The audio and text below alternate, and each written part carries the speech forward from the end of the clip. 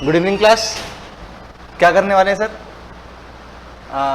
हो सकता है आप में से कई बच्चे मेरे से पहली बार मिल रहे हो, ठीक है। वैसे रेगुलर बैचेस में यहाँ पे लेता हूँ। मेरा नाम है सीए कार्तिक गोयल। अपन करने वाले हैं जीएसटी में अपन एक क्विक रिवीजन करने वाले हैं आज। बहुत इंपॉर्टेंट चैप्टर, उसका नाम है इनपुट टैक्स क्रेडिट, ठीक है।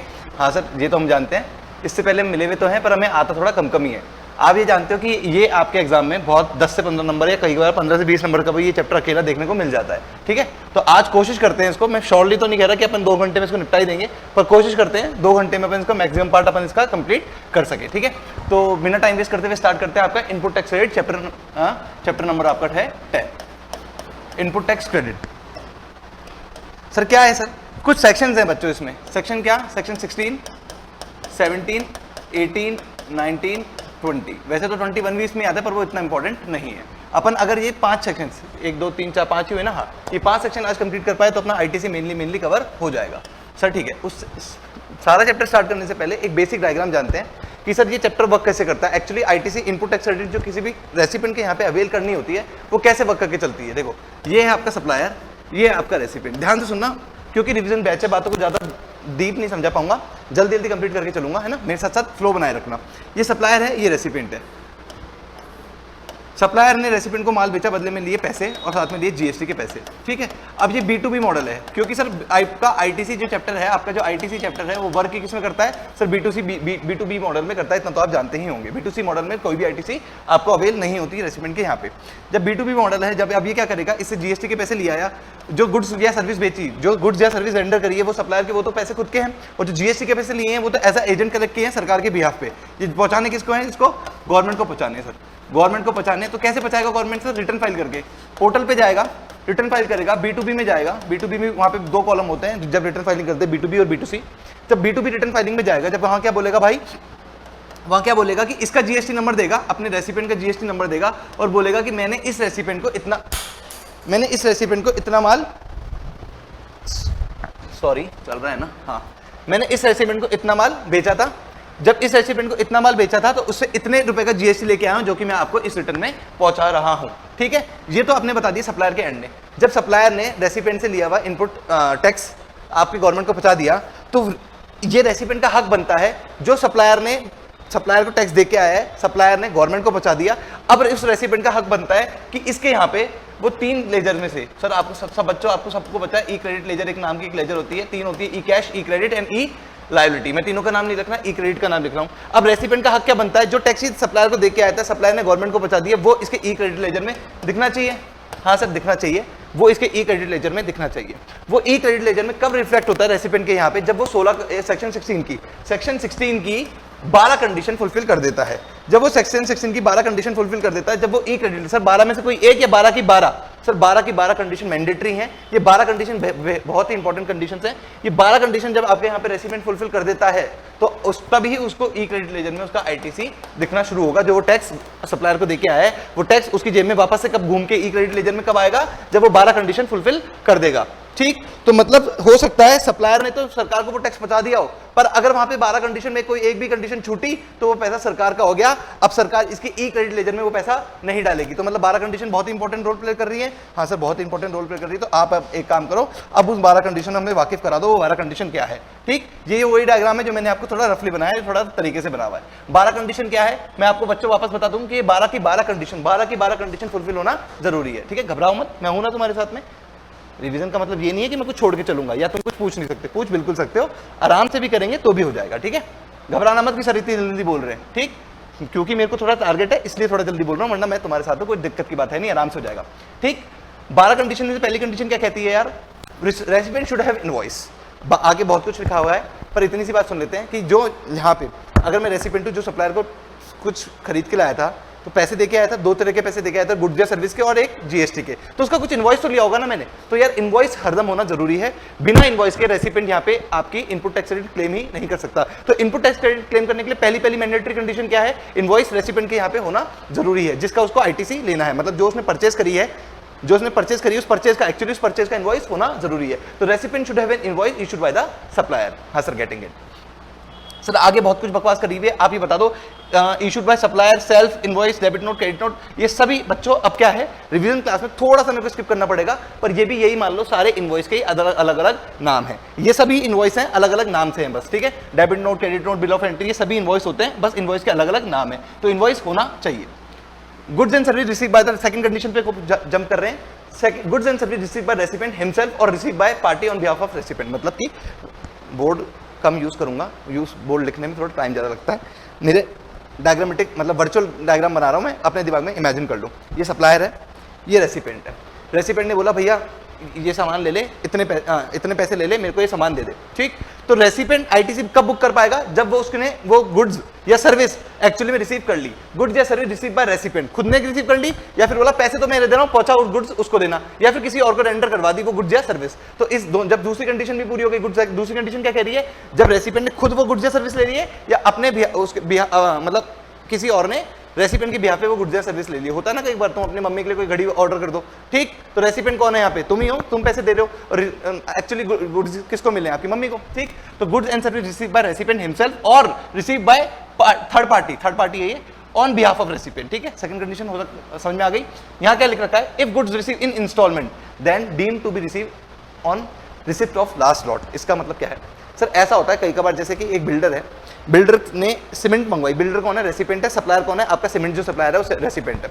तो अब सीमेंट बिल्डर के यहाँ पे साइट पे आ रही है, पर एक साथ पूरे महीने की सीमेंट नहीं आ गई, हर 5 दिन में सीमेंट बार बार आ रही है। तो इसमें कब माना जाएगा कि रेसिपिएंट ने पूरी सर्विस, पूरी सीमेंट कंज्यूम कर ली, बिल्डर ने सारी सीमेंट मंगा ली लास्ट लॉट पे, जब महीने के एंड में जब 100 कट्टे हर बार आ रहे हैं, तो जब महीने के लास्ट में जितना लास्ट लॉट आ जाएगा, तब क्या मानेंगे कि गुड्स एंड सर्विस बिल्डर ने एक्चुअली रिसीव कर लिए हैं। मतलब हर लॉट के साथ नहीं मानेंगे, लास्ट लॉट पे मानेंगे कि goods and service actually receive हो गए हैं, ठीक। तो पहली कंडीशन थी कि बिल होना चाहिए, दूसरी कंडीशन है कि आपके पास जो भी जिसकी भी अगेंस्ट पे आईटीसी क्लेम करना चाहते हैं वो गुड्स और सर्विस रिसीव कर ली हो। तीसरा क्या है, रेसिपिएंट को जीएसटी रिटर्न फाइल करनी होगी।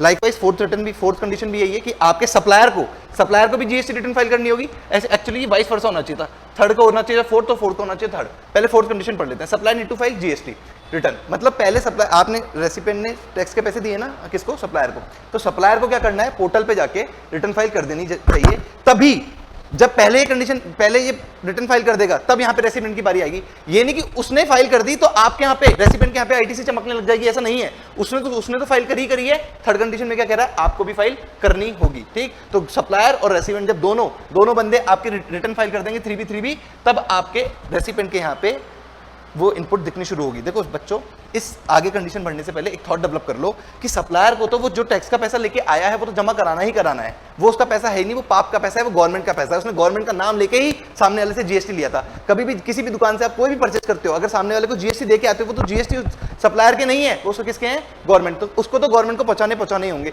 ये आप पे निर्भर करता है, इन 12 कंडीशन पे निर्भर करता है कि अगर आप 12 के 12 कंडीशन फुलफिल कर पाते हो तो आपके यहाँ पे वो जीएसटी आपकी जेब में वापस से घूम के, जो आप टैक्स का पैसा देके आए हो वो वापस घूम के आता है या नहीं आता है। सर एक ही कंडीशन में आता है घूम के, जब वो B2B हो, है ना। B2B को भी 12 कंडीशन पूरी करनी पड़ेगी। B2C में तो कोई बात ही नहीं, B2C को तो आईटीसी मिलता ही नहीं है ना, तुम सब जानते हो, लायक बच्चे हो मेरे, ठीक है। फिफ्थ कंडीशन क्या कह रहा है कि बिल और पेमेंट 180 दिन के अंदर पेमेंट हो जाना चाहिए। मतलब एज अ रेसिपिएंट मैंने माल तो खरीद लिया, पर पैसे के लिए बोला कि भैया अभी उधारी पे माल खरीदा है, पैसे बाद में दे देंगे।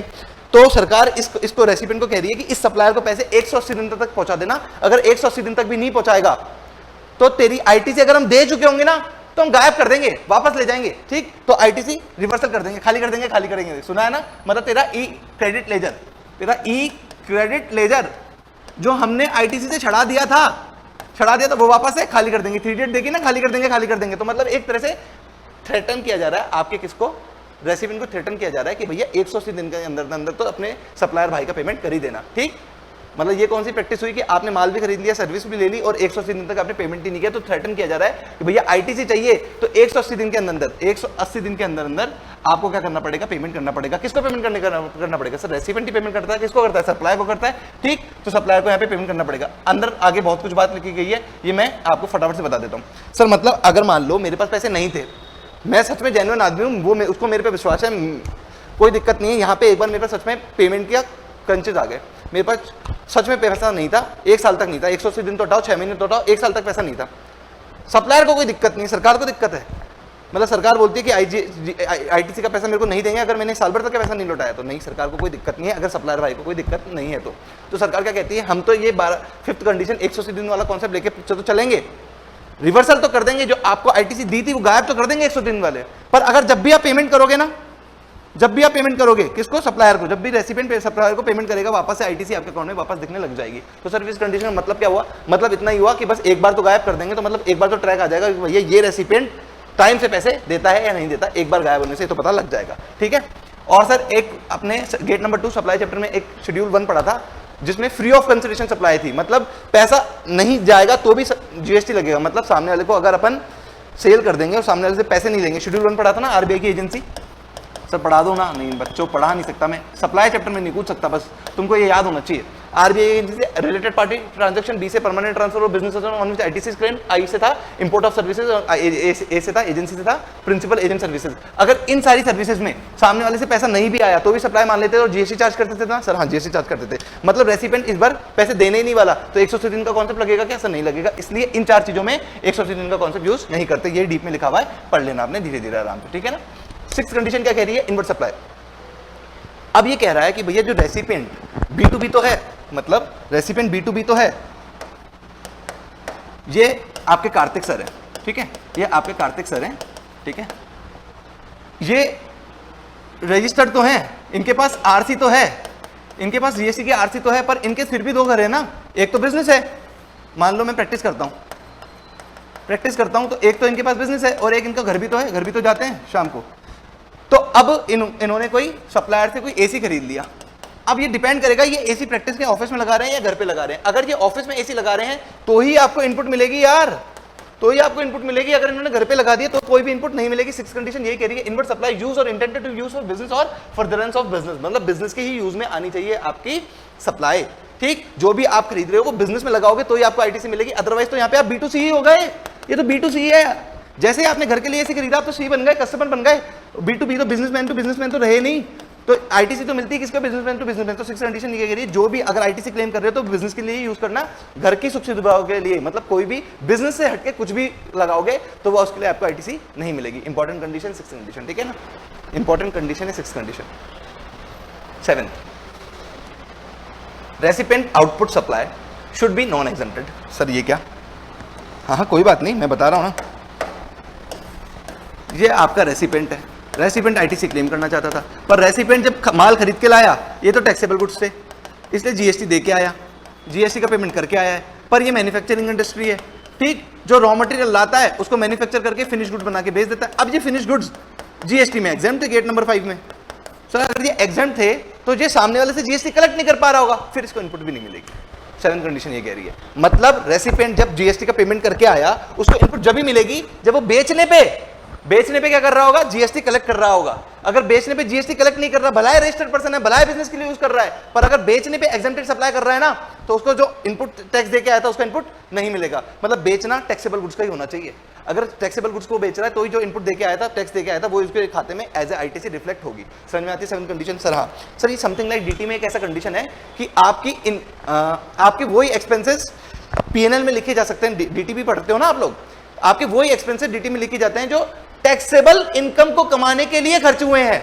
अगर वो एग्जेम्प्ट इनकम को कमाने के लिए खर्च हुए हैं तो वो पीएनएल में नहीं लिखे जाते। ऐसी बात है ना डीटी में, वैसी ये बात है। अगर जो जीएसटी दे के आए हो वो आईटीसी जब भी मिलेगी जब वो टैक्सेबल गुड्स को बेचने में काम में आई है। तो अगर वो एग्जेम्प्ट गुड्स को बेचने में काम में आई तो आईटीसी भी नहीं मिलेगी। डीटी से बात लिंक करती है, ठीक है। 8th condition, keep in mind last date for, ये बहुत आसान सी कंडीशन है। 6, 7 कंडीशन तो फिर भी इंपॉर्टेंट थी, 8th कंडीशन कोई भी इंपॉर्टेंट नहीं है, फटाफट से बता देते हैं। अगर 1 अप्रैल 2022 को कोई कहानी शुरू हुई थी जो अभी अभी खत्म हो गई 31 मार्च 2023 को, अगर इस पीरियड के बीच में कोई परचेज करी होगी तो आप उस पर जीएसटी दे के आए होंगे। तो जीएसटी दे के आए होंगे, आप चाहते हो कि आपको उसकी इनपुट मिल जाए।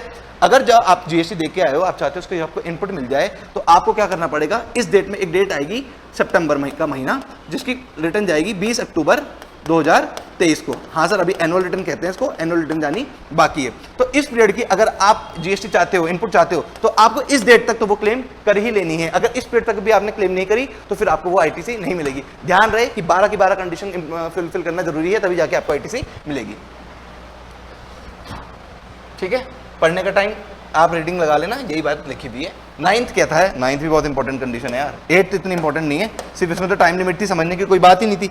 9th एक्चुअली 15-20 मिनट की अकेली कंडीशन है ना, पर रिवीजन क्लास में मैं इतना डीप नहीं समझा सकता, पर इतना ही बता सकता हूं कि अगर आप एज अ रेसिपिएंट कोई चीज खरीद के लाए, सपोज कर लो कोई प्लांट एंड मशीनरी खरीद के लाए 1 करोड़ रुपए की या 10 करोड़ रुपए की, कोई सीमेंट मैन्युफैक्चरिंग कंपनी है, वो 10 करोड़ रुपए की एक बढ़िया सी प्लांट एंड मशीनरी खरीद के लाई है जो आपके सीमेंट को मैन्युफैक्चर करेगी, और उसमें जीएसटी देके आई @ 18%, तो 1.8 करोड़ रुपए का जीएसटी का पेमेंट करके आई। तो टोटल पेमेंट कितने करके आई है सप्लायर को, टोटल पेमेंट कितने करके आई है, 11 करोड़ 80 लाख रुपए का पेमेंट करके आई है, ठीक है।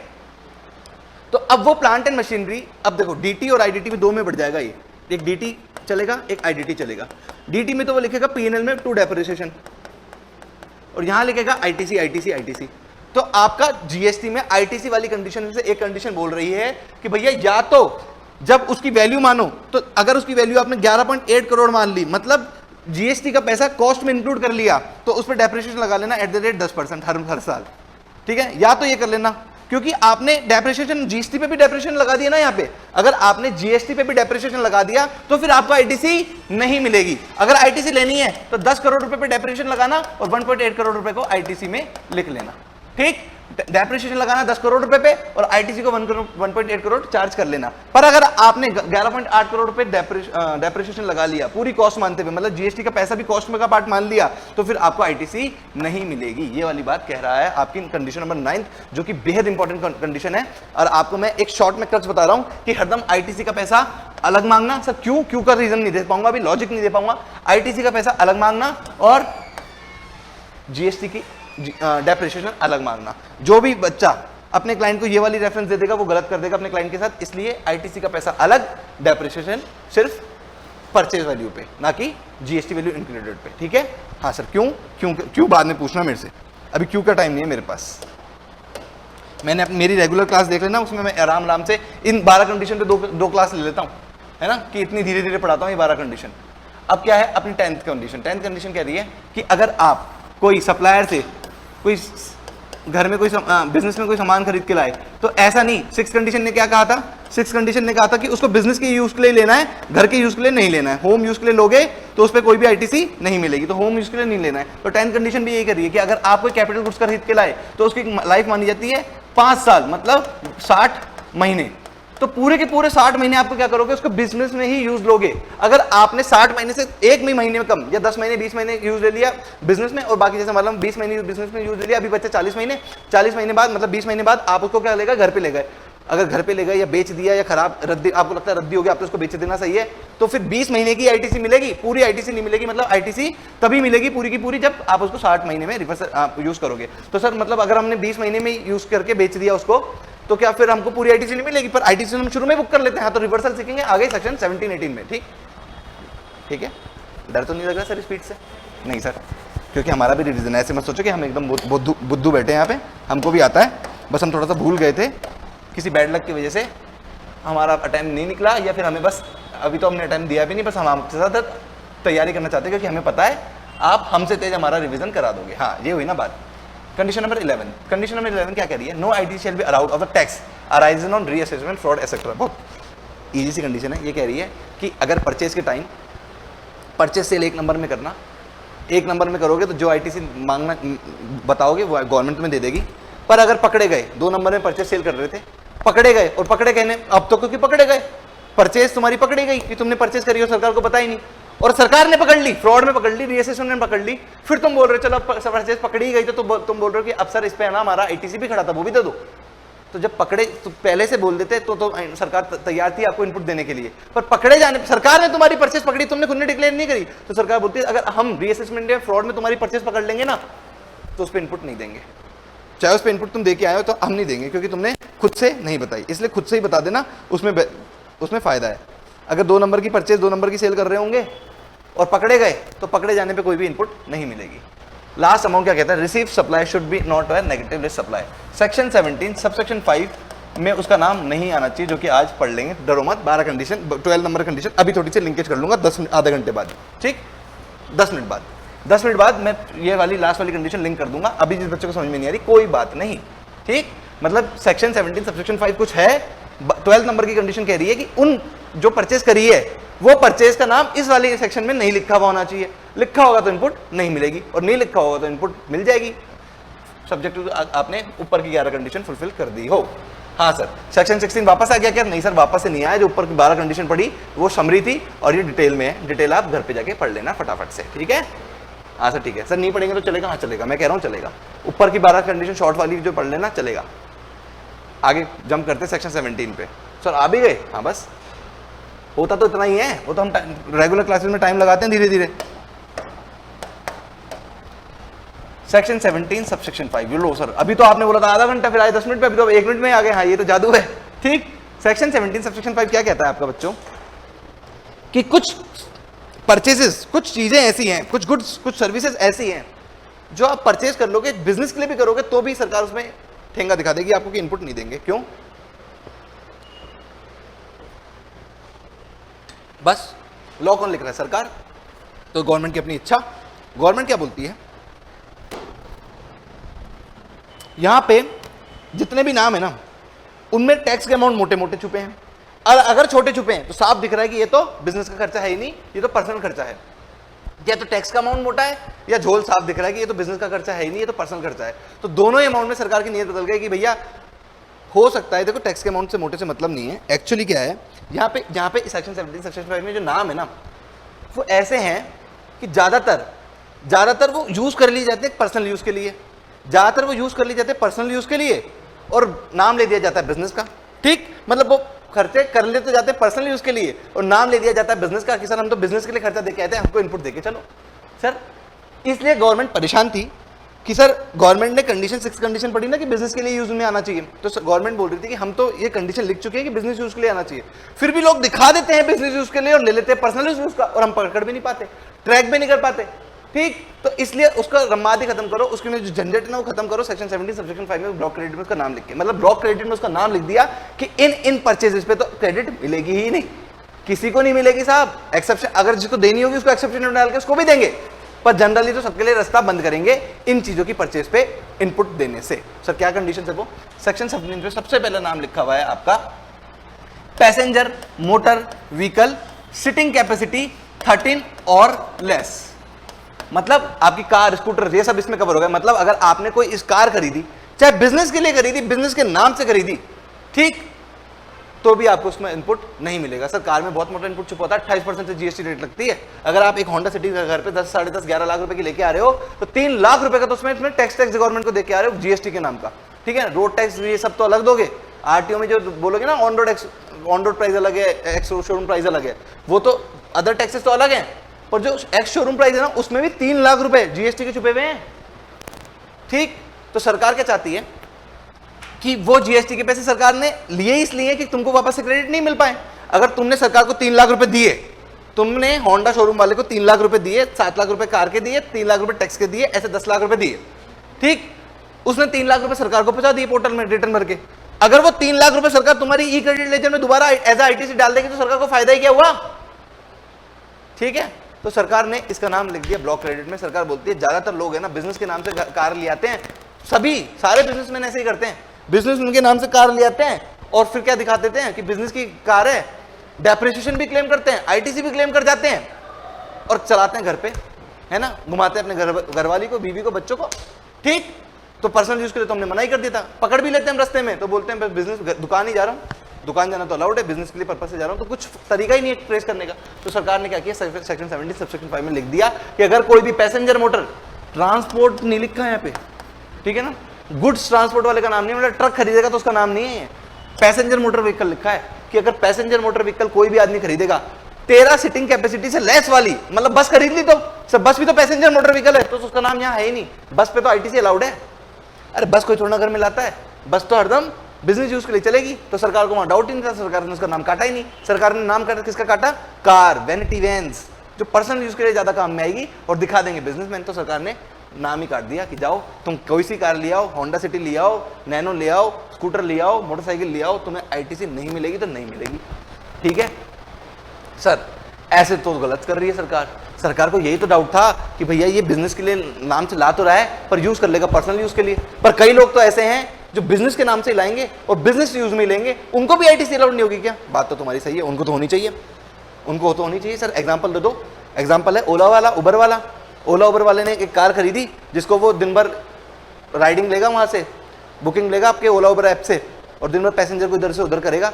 वो अगर 7 लाख 10 लाख की कार लाया, अगर वो उसको तो इनपुट मिलनी चाहिए ना। हाँ सर, उसको तो इनपुट मिलनी चाहिए क्योंकि वो तो प्योर दिख ही रहा है, उसने तो गाड़ी का नंबर भी टैक्सी नंबर लिया है, उसको तो मिलना ही मिलना चाहिए। ठीक है। दूसरा सर आपके लिखा रहता है यहाँ कार सिखाई जाती है, ऊपर 800 होगी मारुति 800, उसके ऊपर लिखा हुआ होगा यहाँ कार चलाना सिखाया जाता है, कॉन्टैक्ट करें, है ना, संपर्क करें। सर उसने भी जो मारुति 800 ली है या फिर जोन सी भी कार ली है, उसने भी सिर्फ सिखाने के लिए ली है। ठीक है ना। उसमें तो अलग अलग 2 क्लच भी 2 ब्रेक भी लगवाए हैं, पता है ना आपको। उसमें 2 क्लच 2 ब्रेक होते हैं, ड्राइवर साइड भी और पैरेलल साइड भी। ठीक, तो वो तो बिल्कुल पर्सनल यूज के नहीं लेगा, वो तो पक्का बिजनेस यूज के लिए लेगा। हाँ सर। और एग्जांपल सर, एक शोरूम वाले ने सारी गाड़ी खरीदे इसलिए है क्योंकि वो बिजनेस यूज में उसको बेच पाए, है ना। इनको तो मतलब शोरूम वाले ने टाटा मोटर से जितने भी, अगर टाटा मोटर का शोरूम है तो टाटा कंपनी से उसने जितनी भी कारें खरीदी हैं तो सब पे भारी टैक्स दिया होगा। 100 कार खरीदी, 100 कार रुपए, एक कार पे 3 लाख रुपए, तो 100 कार पे 300 लाख, 3 करोड़ रुपए का टैक्स हो गया। तो सर उसको 3 करोड़ रुपए की इनपुट नहीं मिलेगी सर, उसका तो काम ही बिजनेस है ना। तो सरकार ने इसमें एक्सेप्शन डाले 3। मोटा सेक्शन है, भारी सेक्शन है भैया, सेक्शन 17 सेक्शन 5, मोटा सेक्शन, इंपॉर्टेंट सेक्शन पूरी लाइफ भर के लिए है ना, नाम से याद रहना चाहिए हरदम, पूरी लाइफ भर। ठीक। एक्सेप्शन में सरकार ने डाले 3 नाम। STD फर्दर सप्लाई के लिए जो यूज लेता है शोरूम वाले, ट्रेनिंग ट्रांसपोर्टेशन ऑफ पैसेंजर ओला उबर वाले, और ड्राइविंग स्कूल जहाँ पे कार सब चलाई जाती है। इन 3 लोग को, अगर ये 3 लोग कार खरीदेंगे तो इनको तो इनपुट मिल जाएगी, बाकी लोगों को नहीं मिलेगी। ठीक है सर। हाँ सर ठीक है। फिर आता है आपका एयरक्राफ्ट और वेसल। जल्दी एयरक्राफ्ट और वेसल पे क्या लिखा हुआ है सर?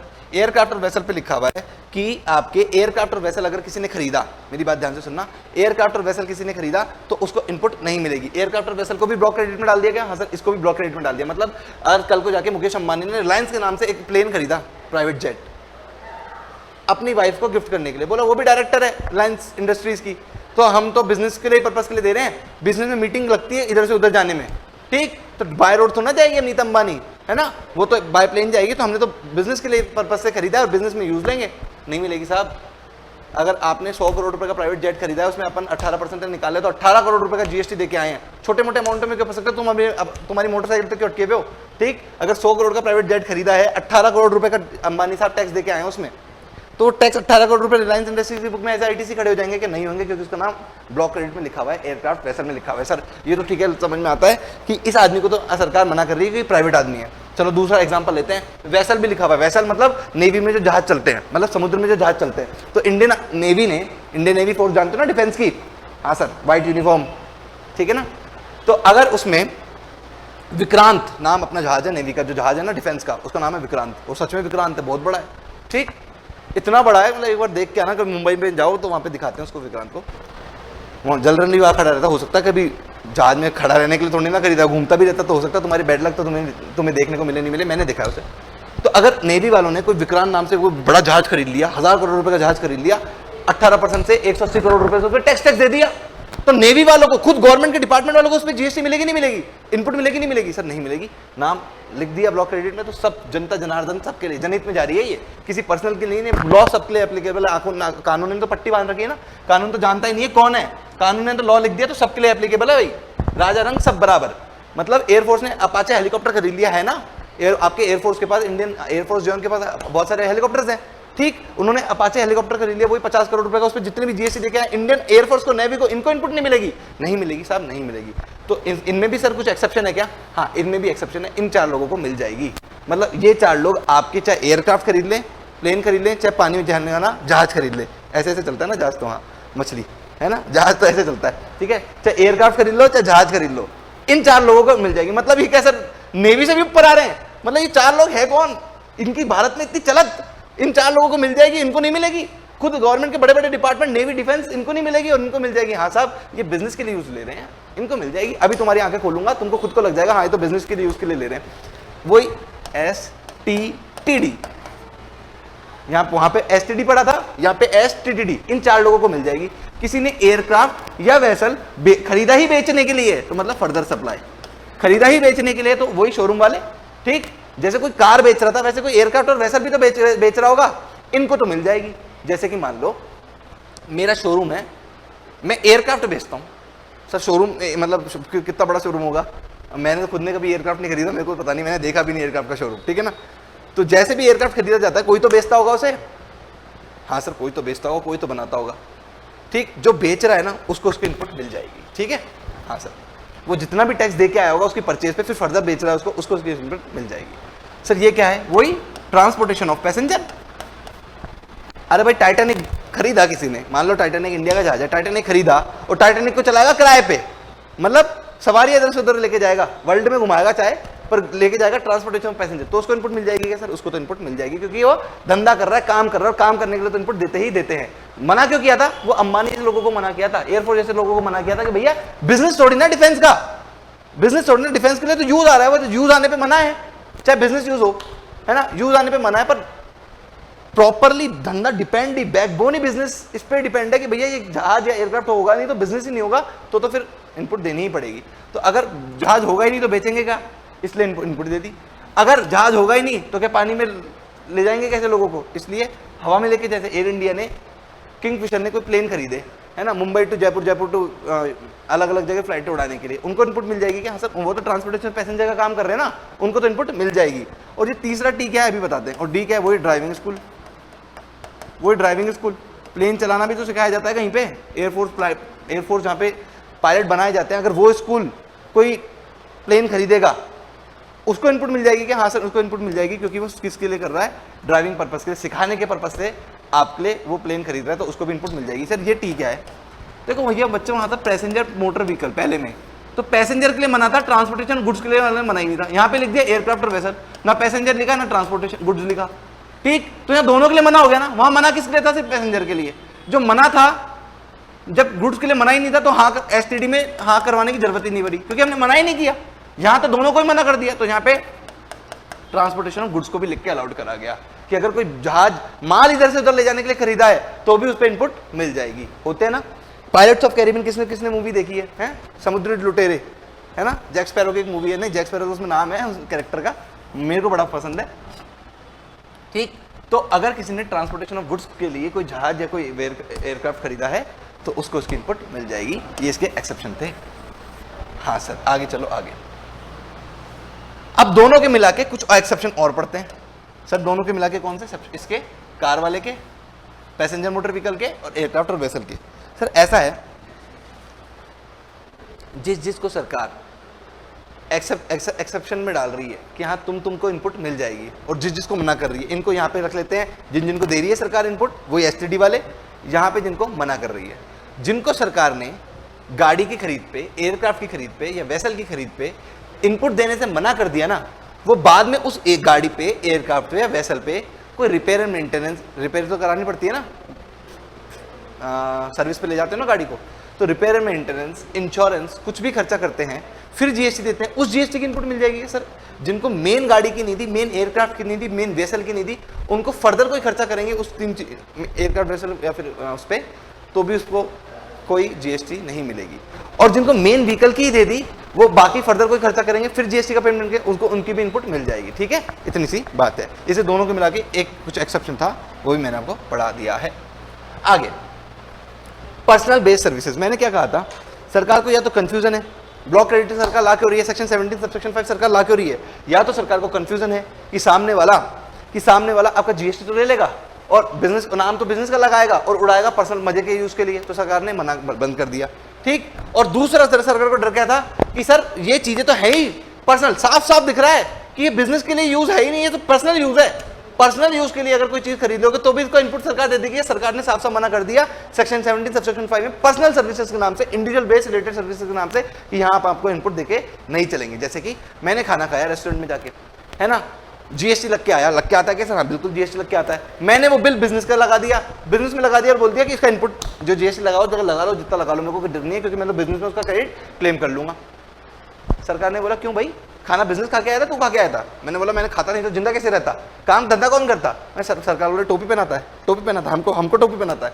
ठीक, खाना अगर तू बिजनेस नहीं करता तो खाना नहीं खाता। सरकार ने फिर घुमा के बोली, बोला खाना तो तूने खुद के जिंदा रहने के लिए खाया है भाई, वो personal based individual based services है, उसका बिल कभी भी, जीएसटी का बिल कभी भी आपके बिजनेस में नहीं लगेगा। ठीक, तो नाम पढ़ लेते हैं फटाफट से कि सरकार क्या मानती है, प्योरली ये सर्विसेज क्या करती है, कोई आदमी खुद ही कंज्यूम करता है, ना कि बिजनेस कंज्यूम करता है। फर्स्ट सबसे पहला food and beverages, food and beverages कोई भी आदमी खुद ही कंज्यूम करता है, आउटडोर कैटरिंग भी वही है। तीसरा ब्यूटी ट्रीटमेंट सर्विसेज, सर मैं सुंदर सा होके ऑफिस में बैठना चाहता हूँ, ठीक, ऐसे नहीं, मैं रोज सुबह फेशियल करवा के एकदम गोरा चिट्टा होके, मतलब क्लीनिंग बियर्ड ट्रिम करा के ऑफिस में जाता हूँ, तो जितना भी आता है खर्चा, जो भी जीएसटी का पेमेंट देके आता हूँ, ऑफिस के नाम पे चढ़ा देता हूँ। ऐसे थोड़ी ना होता है भैया, खूबसूरत तुम्हें खुद को होना था, बिजनेस तो तुम कैसे भी जाते, बिजनेस तो तुम कैसे भी चला जा पाते थे, ठीक है। तो बिजनेस का इससे तुम्हारे ब्यूटी ट्रीटमेंट से कोई भी लेना देना नहीं है, इसलिए वो खर्चा किसका है, आपका पर्सनल का है। तो आपने कितना भी ब्यूटी ट्रीटमेंट करा लिया, जैसे कि एग्जांपल ले लेते हैं, कुछ एक्ट्रेस की होती है, एक्ट्रेस क्या होती है, सर्जरी वर्जरी करा लेती है, यहाँ पे सर्जरी का भी नाम भी आएगा, देखना, कॉस्मेटिक एंड प्लास्टिक सर्जरी, ये तीनों इसमें है, हेल्थ सर्विसेज, कॉस्मेटिक या ब्यूटी ट्रीटमेंट, नाम अलग अलग है। कुछ एक्ट्रेस ने करवा लिया, आपका सर्जरी करवा ली, सर्जरी में लग गए 50-60 लाख रुपए, है ना, लग सकते हैं भाई, ठीक, उस पर जीएसटी दिया है 10-12 लाख रुपए। तो एक्ट्रेस क्या बोलती है, 10-12 लाख रुपए क्या करूंगा मैं, जीएसटी का इनपुट ले लूंगी, मेरे पास फर्म है, खुलवा रखी है मैंने फर्म, है ना, खुद का प्रोडक्शन हाउस है, उसको रजिस्टर करा रखा है, तो मैं उसमें इनपुट ले लूंगी। सरकार ने बोला क्यों भाई, तो उसने रीजनिंग क्या दी सरकार को कि सरकार देखो मैं सुंदर नहीं दिखती तो मेरे को कोई डायरेक्टर कास्ट नहीं करता अपनी मूवी में, तो ये तो बिजनेस का खर्चा है, मेरा थोपड़ा ही बिजनेस है, मेरी फेस ही मेरा जो फेस है ना वही बिजनेस है, तो आपको इसकी इनपुट देनी पड़ेगी। सरकार बोलते नहीं देंगे, तब भी नहीं देंगे, ठीक। ये आदमी खुद पे खर्चा कर रहा है, इंडिविजुअल पे कर रहा है, हमें नहीं पता, कोई भी रीजनिंग नहीं चलेगी, ये बिजनेस का खर्चा नहीं है, ये किसका खर्चा है, इंडिविजुअल खुद की खुशी के लिए खुद पे खर्चा कर रहा है, ये बिजनेस का खर्चा नहीं है। तो आपको क्या करेंगे, आपको इसको इनपुट नहीं देंगे, है ना। लाइफ इंश्योरेंस, हेल्थ इंश्योरेंस, ठीक है, सर मैं मरी जाऊंगा तो धंधा कौन करेगा, इसलिए मैंने लाइफ इंश्योरेंस करा लिया, और रास्ते में जा रहा था, एक्सीडेंट भी हो गया, तो चोट फोट का खर्चा, हॉस्पिटल का खर्चा सारा इंश्योरेंस कंपनी देती है, इसलिए हेल्थ इंश्योरेंस करा लिया। तो जब प्रीमियम देता हूं तो प्रीमियम में छुपा के क्या देता हूं, जीएसटी देता हूं, तो जीएसटी का इनपुट क्लेम करना चाहता हूं मैं। सरकार मना कर रही है यहाँ पे कि लाइफ इंश्योरेंस और हेल्थ इंश्योरेंस आपको पर्सनली आपने खुद पे लिया है, ना कि बिजनेस के लिए लिया है, ठीक, तो यहाँ पे आपको इसका भी नहीं मिलेगा। जिम जा रहे हो उसका भी नहीं मिलेगा, जिम में जो जीएसटी का पेमेंट देके आए हो, क्लब में जो जीएसटी का पेमेंट देके आए हो, ये सब खुद की खुशी के, खुद की बॉडी बनाने के लिए, खुद को खुश रखने के लिए क्लब जा रहे हो, खुद को की बॉडी बनाने के लिए जिम जा रहे हो, तो ये सारी सर्विसेज का आपको कोई भी इनपुट नहीं मिलेगा। तो सर इसमें भी एक्सेप्शन है कि हाँ, एक्सेप्शन तो इसमें भी है, मतलब मैंने बोला जैसे को तैसा, है ना, या इसको बोलते हैं जैसी करनी वैसी भरनी होता है ना, तो जैसे को तैसा है यहाँ पे, ठीक। सर एक्चुअली कर्मा वर्क्स, हाँ बच्चे एक्चुअली इट्स वर्क, है ना। अपने स्टेप ध्यान रख लेना, मतलब करोगे जब भरोगे, ऐसे मत सोचा कि कौन भगवान कहाँ देख रहा है कुछ, ठीक है ना। सर ये बात कहाँ से आ गई, ये बात यहाँ से आ गई, जैसे करनी वैसी भरनी। तो ऐसा है कि अगर तुम अपने बीवी बच्चे को लेके रेस्टोरेंट में खाना खाने गए, तो सरकार ने तुम्हें तो मना कर दिया फूड एंड बेवरेजेस देने से, भैया तुम्हें तो नहीं मिलेगा इनपुट, पर जिस रेस्टोरेंट में खाना खाने गए थे उसी रेस्टोरेंट में खाना खत्म हो गया, अब देख लो कैसे बड़े भूखे हो तुम, ठीक है, ये कैसी खराब किस्मत है तुम्हारी, ठीक। तो उस रेस्टोरेंट वाले ने भी किसी दूसरे रेस्टोरेंट से खरीद लिया फूड और उसको पेमेंट कर दिया और जीएसटी का पेमेंट कर दिया, तो इस रेस्टोरेंट वाले को तो इनपुट मिल जाएगी, तुम्हें देने से मना कर रही है सरकार, इसका तो धंधा यही है, प्योरली बिजनेस यही है, इसको तो मिल जाएगी, हाँ सर इसको मिल जाएगी, ठीक है। तो आपका एक्सेप्शन यही था। हाउएवर, एग्जांपल दे रहा हूं, however in similar businesses credit shall be allowed to recipient. Example में अपन ने पकड़ कर लिया, अपन ने कौन सा, आपका रेस्टोरेंट वाला एग्जांपल पकड़ के चल लिया। आगे आगे आगे, travel benefits to employ for personal trip. कई बार ऐसा होता है, अभी तो सर आप ऑफिस जाने नहीं लगे, कई बार ऐसा होता है ऑफिस जाने लगते हो, काम वाम बिगाड़ देते हो, अरे ये छुट्टी लेने का सब मस्त तरीका है, आपका खर्चा भी एम्प्लॉयर करेगा, ठीक, काम वाम बिगाड़ दो अपने बॉस का, तो बॉस आएगा, बोलेगा कोई परेशानी, पहले तो डांट लेगा, नकटा बनना पड़ेगा, पहले तो डांट लेगा, चिल्ला लेगा, सबके सामने इंसल्ट कर लेगा, ठीक है, उसको लगेगा अब तो सुधर जाएगा, तुम अगले दिन तुमने फिर गलती कर दी, अब वो प्यार से पूछेगा कोई टेंशन वेंशन है क्या, कोई स्ट्रेस है क्या, आप बोलना हाँ, तो ले जा छुट्टी पे जा, बीवी बच्चों को लेके छुट्टी पे जा, है ना, निकालेगा नहीं, उसको जरूरत है तुम्हारी, निकालेगा नहीं, बोलेगा बीवी बच्चों को लेके छुट्टी पे जा, घूम के आ, मन थोड़ा फ्रेश कर, पिक्चरों में देखा होगा ना, मन थोड़ा फ्रेश कर और वापस आ, ठीक। तो अगर कोई ट्रैवल बेनिफिट टू एम्प्लॉय, खर्चा भी मैं दूंगा एज ए बॉस, खर्चा भी मैं दूंगा तेरे ट्रिप का, तो अगर मैंने किसी अपने एम्प्लॉय को घूमने करने भेज दिया, तो वो होटल का टिकट लिया उसने, एयरवेज में उड़ के गया और 50 जगह उसने खर्चा किया, सारा खर्चा तो मैंने किया है, खर्चा मैंने किया तो जीएसटी का पेमेंट मैंने किया है, तो मैं बोलूँ सर बिजनेस का ही काम बिगाड़ देता अगर उसको छुट्टी पे नहीं भेजता तो जो भी जीएसटी का पेमेंट एज ए बॉस मैंने किया है उसका इनपुट तो लेने दो मेरे को। सेकंड 70 सेक्शन में मना कर रहा है कि भैया पर्सनल ट्रिप पे ले, आपने अपने एम्प्लॉय को पर्सनल ट्रिप के लिए घुमाने करने भेजा तो उसका इनपुट नहीं मिलेगा, तो नहीं मिलेगा। हाँ, पर अगर मैंने अपने एम्प्लॉय को बोला कि जा जयपुर में क्या कर रहा, मुंबई जा, बोले क्यों मुंबई क्यों, बोले मुंबई में मेरा क्लाइंट है, जा उसको पटाला, तू अच्छा पटाता है, तो तेरी कम्युनिकेशन स्किल बढ़िया है, तो उसको बात कर और ये डील सेट करिया। तो बोला ठीक है चला जाऊंगा, पर मैं एयरवे से जाऊंगा, ट्रेन से धक्के नहीं खाऊंगा। मैंने ठीक है तेरी टिकट में कराऊंगा। बोला चला तो जाऊंगा, पर मैं रुकूंगा ताज होटल में। मैं ठीक है मौके का फायदा मत उठा, ताज होटल में भी रुकवा लेना, ठीक। तो जो अब भी तो खर्चे मैं ही करूंगा उसके, सर अब भी मैं खर्चे करूंगा, तो अब भी जीएसटी के पेमेंट दूंगा जगह जगह। अब मेरे को क्या मिल जाएगा, उसका इनपुट मिल जाएगा। पर्सनल ट्रिप ले मना है, बिजनेस ट्रिप ले मना नहीं है, ठीक है। ठीक है सर, आगे आगे आगे। नोट इंपॉर्टेंट नोट है। नोट क्या कहता है, if there is a legal requirement, अगर कोई लीगल रिक्वायरमेंट के चलते हुए मैंने कोई खर्चा किया है, मतलब दूसरा लॉ कह रहा है, मेरे को जीएसटी का लॉ नहीं, दूसरा लॉ कह रहा है कि सर आपको ये वाला पेमेंट करना ही पड़ेगा, ये वाला खर्चा करना ही पड़ेगा, एम्प्लॉय पे करना पड़ेगा, आपको ट्रैवल बेनिफिट देने पड़ेंगे, कुछ भी बेनिफिट देने पड़ेंगे। दूसरा लॉ कह रहा है, जीएसटी बोल रहा है कि मैं तो इनपुट नहीं दूंगा, मैं तो इनपुट नहीं दूंगा। तो मतलब दोनों में लड़ाई हो जाए, मैं फिर तुम्हें जाओ दूसरे लॉ की धज्जे उड़ाऊंगा, जाओ मैं तो नहीं मानता तुम्हें। सरकार पूछ रही गवर्नमेंट क्यों नहीं मानते, बोले सर जीएसटी में आप इनपुट ही नहीं देते, तो मैं तो ये खर्चा कर ही नहीं रहा, चाहे वो दूसरा लॉ कहता हो ये खर्चा करना मेरे को जरूरी है, अगर मैंने कर दिया तो मेरे को इनपुट तो मिलेगी नहीं, तो मैं जाओ इस लॉ की अवहेलना करता हूँ। तो जीएसटी यहाँ आके थोड़ा झुकता है और बात करता है कि चलो हाथ मिला लेते, दोस्ती कर लेते, जब बात नहीं बनती है दोस्ती ना लड़ेंगे नहीं, दोस्ती कर लेंगे। तो दोस्ती करने में सरकार क्या कर रही है, जीएसटी लॉ क्या कर रहा है कि जहां जहां कोई दूसरा लॉ कह रहा होगा कि ये खर्चा करना जरूरी है, वहां वहां हम इनको इनपुट दे देंगे। जैसे कि अभी सर एग्जाम्पल दो, इतना हमें समझ में आता नहीं, दिमाग कहाँ है हमारे पास, दिमाग होता तो हम तुम्हारे पास आपके पास आते क्या, मतलब मैं खराब पढ़ाता हूँ, अरे नहीं सर मतलब हम खुद पढ़ लेते। अच्छा ये मतलब था तुम्हारा, ठीक है सर। एग्जाम्पल देके बात करो तो हमें थोड़ा समझ में आ जाए। लाइफ इंश्योरेंस, हेल्थ इंश्योरेंस, अगर मैंने मेरे किसी एम्प्लॉय का लाइफ इंश्योरेंस या हेल्थ इंश्योरेंस ले लिया और प्रीमियम मैं दे रहा हूं, तो जिस पे जीएसटी दे रहा हूँ, प्रीमियम में छुपा के जीएसटी का पेमेंट लग रहा हूँ, जीएसटी तो हर जगह लगता ही है। तो सरकार से मैंने बोला ये बिजनेस का खर्चा है, मैंने अपने एम्प्लॉय का वो ले रखा है हेल्थ इंश्योरेंस लाइफ इंश्योरेंस, तो प्रीमियम में जो जीएसटी दे रहा हूँ, प्रीमियम तो पीएनएल में लिख दूंगा और जो जीएसटी दे रहा हूँ उसको इनपुट दो। सरकार ने बोली ऐसी की तैसी नहीं देंगे, सेक्शन 17 सेक्शन में माइंड पे मना कर रखा है। पर ये नोट समझा रहा हूँ, ये note if there is a legal requirement. पर मेरी इंडस्ट्री कौन सी है, माइनिंग इंडस्ट्री है, KGF2, ठीक, माइनिंग इंडस्ट्री है। मैं ले जाता हूँ लेबर को जमीन के नीचे, वहां उठती धूल मिट्टी, लंग्स खराब, तो वहां पे का लॉ क्या कहता है, माइनिंग इंडस्ट्री का लॉ क्या कहता है, सच में कहता है कि आपके जितने भी लेबर हैं सबका हेल्थ इंश्योरेंस कराओगे। कोई माइन गई गलत कोई पत्थर वत्थर गिर गया, कोई एम्प्लॉय मर गया तो उसके बीवी बच्चे क्या खाएंगे, तो सबका लाइफ इंश्योरेंस कराओगे, ठीक। तो अब मेरे को ये लाइफ इंश्योरेंस हेल्थ इंश्योरेंस क्यों कराना पड़ रहा है, क्योंकि किसी दूसरे लॉ ने कह रखा है।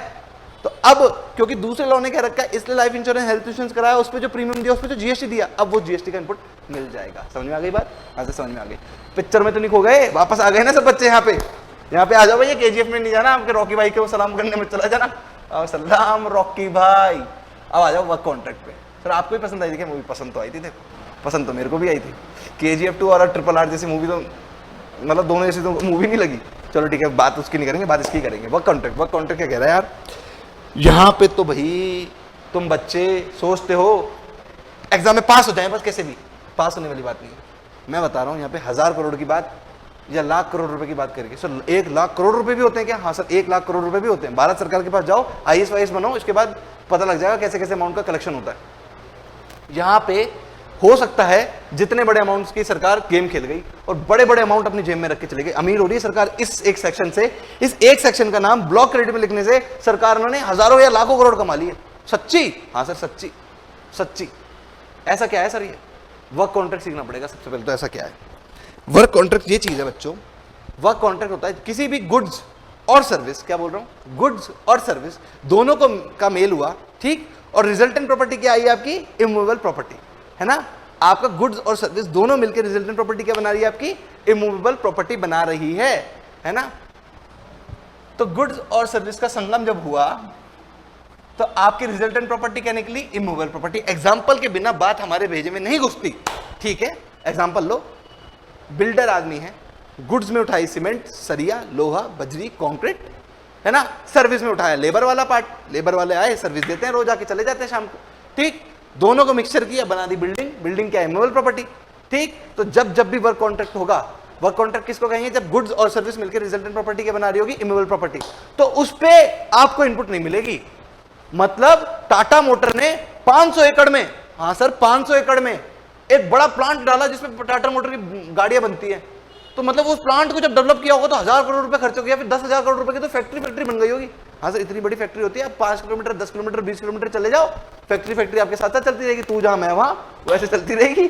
ठीक है, तो सर मतलब हमारा घर छोटा सा बनवाया हमने, फैक्ट्री तो नहीं बनवाई। कभी पापा को हमने घर बनवाते देखा था, पापा की खून पसीने की कमाई उस घर में लग गई थी। ठीक, तो जब छोटा सा घर बनवाते हैं ना तो 25 लाख 50 लाख रुपए ऐसे खर्च हो जाते हैं। ठीक, तो जब वो किलोमीटर की फैक्ट्री बन रही होगी तो हजारों करोड़ लग गए, नहीं लग गए होंगे। सरकार ने ब्रिज पुल बनवाती है ना, इतने पैसे लग जाते हैं, वो भी तो वर्क कॉन्ट्रैक्ट ही। सरकार ने कोई पुल बनवाया, 1000 करोड़ 2000 करोड़ 5000 करोड़ ऐसे पुल बनते हैं, 14 किलोमीटर लंबी पुलिया। ठीक, कितना पैसा लगेगा उसमें, क्योंकि खा भी जाएंगे वहां तो बड़े बड़े अमाउंट की बात होगी यहाँ तो। भाई मैं बोल रहा हूँ ये बहुत इंपॉर्टेंट सेक्शन है, इसको ऐसे मत पढ़ना 2 नंबर का चैप्टर है। ये 1000 करोड़ की बात है, तुम देख रहे हो 2 रुपए तुम्हारे। ठीक, मैं बात कर रहा हूँ 1000 करोड़ की। तुम छोटी सोच कि बस पास हो जाए कैसे जैसे, और बस फिर बाद में देखने, बाद में कोई नहीं देखता। मेरे बच्चों काबिल बनना है तो अभी बनना है, पास होने के बाद तो तुम इसकी शक्ल भी नहीं देखने आने और ना मेरी। ठीक, इतना मेरे को थोड़ा बहुत तो याद रख लेना। ठीक है, तो वर्क कॉन्ट्रैक्ट क्या कह रहा है कि जब भी गुड्स और सर्विस मिलकर रिजल्टेंट प्रॉपर्टी क्या बनाएंगे, आपकी इमोरल प्रॉपर्टी बनाएंगे, आपको उसकी इनपुट नहीं मिलेगी। ठीक है, इतनी सी बात कह रहा है। ठीक है, हाँ सर ठीक है। सर वर्क कॉन्ट्रैक्ट में क्या क्या आता है, जो हम समझते हैं बिल्डिंग, सिर्फ बिल्डिंग ही आती है क्या वर्क कॉन्ट्रैक्ट में? नहीं सर, आपका टेलीकम्युनिकेशन का टावर एक बार लगा दिया तो वहीं रहता है। लोहा आया, लोहा को कसने वाले स्क्रू वाले लेबर आई, दोनों को कस दिया, वहीं रह गई। ठीक, वो भी आपका वर्क कॉन्ट्रैक्ट है। मतलब एक टेलीकम्युनिकेशन, रिलायंस ने अभी देखो पूरी नोटबंदी से पहले अपने रिलायंस ने गेम खेला था ना, उसको पता था नोटबंदी होने वाली है, उसने सारा अपना ब्लैक का पैसा रिलायंस जियो लगाने में, जगह जगह टावर लगाने में लगा दिया था। देखा होगा ना, याद हो जिस बच्चे को। ठीक, तो जो टेलीकम्युनिकेशन टावर्स ने खड़े किए हैं वो भी सर वर्क कॉन्ट्रैक्ट का ही पार्ट है क्या? हाँ, वो भी वर्क कॉन्ट्रैक्ट का ही पार्ट है। मतलब उसमें जीएसटी जितना भी इनपुट खर्चा किया होगा उसको इनपुट मिलेगा क्या रिलायंस को? नहीं मिलेगा। मतलब सरकार अमीर हो गई, मतलब उसने जितने भी टावर खड़े किए होंगे उसमें जितना भी जीएसटी का पेमेंट दिया होगा उस पर इनपुट रिलायंस को नहीं मिला होगा। टेलीकम्युनिकेशन का नाम वर्क कॉन्ट्रैक्ट में आता है। Pipeline laid out in the factory for promises, है ना, पाइपलाइन का सर काम होता है, ऑयल इंडस्ट्री में बहुत काम होता है। ठीक, ऑयल इंडस्ट्री से बड़ी फैक्ट्री से एक पाइपलाइन बिछाते हैं, वो मेन पेट्रोल पंप तक आती है। सर पेट्रोल पंप तक तो गाड़ी लेके आती है, अरे वो वाले पेट्रोल तुम्हारे लोकल पेट्रोल पंप नहीं सिटी में होते हैं, वहाँ के उनके भी पाइपलाइंस मिलती है अलग अलग, समुद्र से एक्सट्रैक्ट करते हैं, मेन फैक्ट्री तक लाते हैं, उसको रिफाइन करते हैं, अलग अलग पाइपलाइंस भिजती है। ठीक, बिसलपुर से पानी की पाइपलाइन जयपुर तक आ रही है, पाइपलाइन वो वाली। ठीक, तो जो पाइपलाइन है वो भी तो फिक्स होती है ना, आज यहाँ पे कल वहाँ मोड़ दो ऐसे थोड़ा होता है। तो पाइपलाइन भी फिक्स है ना, तो इसका नाम भी केस में आ रहा है वर्क कॉन्ट्रैक्ट में आ रहा है। तो वर्क कॉन्ट्रैक्ट में सिर्फ आप लैंड एंड बिल्डिंग से सीमित मत समझ लेना, ये सब भी क्या है, वर्क कॉन्ट्रैक्ट है। सर वर्क कॉन्ट्रैक्ट में कि आपको आईटीसी नहीं मिलेगी, मतलब as a practicing chartered accountant हजारों करोड़ की बात नहीं समझ में आती, तो छोटी बात कर लेता हूँ 1 करोड़ रुपए की। मैंने अपना 1 करोड़ रुपए का ऑफिस बनवाया, उसमें 18 लाख रुपए की जीएसटी लग गई। मेरे को गुड्स का भी, लोहा खरीदा तो जीएसटी दिया आया, सीमेंट खरीदा तो जीएसटी दिया आया, अलग अलग करके जीएसटी जब देके आ रहा था तो 18 लाख रुपए की मेरी जीएसटी लग गई 1 करोड़ रुपए का खर्चा करने पे। तो 18 लाख रुपए सर मेरे को जीएसटी की इनपुट मिल जाएगी क्या? नहीं मिलेगी। तो नहीं मिलेगी, चाहे 1000 करोड़ की बात कर लो चाहे 1 करोड़ की बात कर लो, सेक्शन का नाम है वर्क कॉन्ट्रैक्ट का लिखा हुआ है, नहीं मिलेगी तो नहीं मिलेगी। सर कुछ एक्सेप्शन, सबका एक्सेप्शन पड़ा है, इसका कोई एक्सेप्शन? हाँ सर, इसका भी एक एक्सेप्शन है, वही बिजनेस पर्पस इसका एक्सेप्शन है। एक बार मैं पानी पी लूं बच्चों, तुम तो क्या मजे से सुन रहे हो।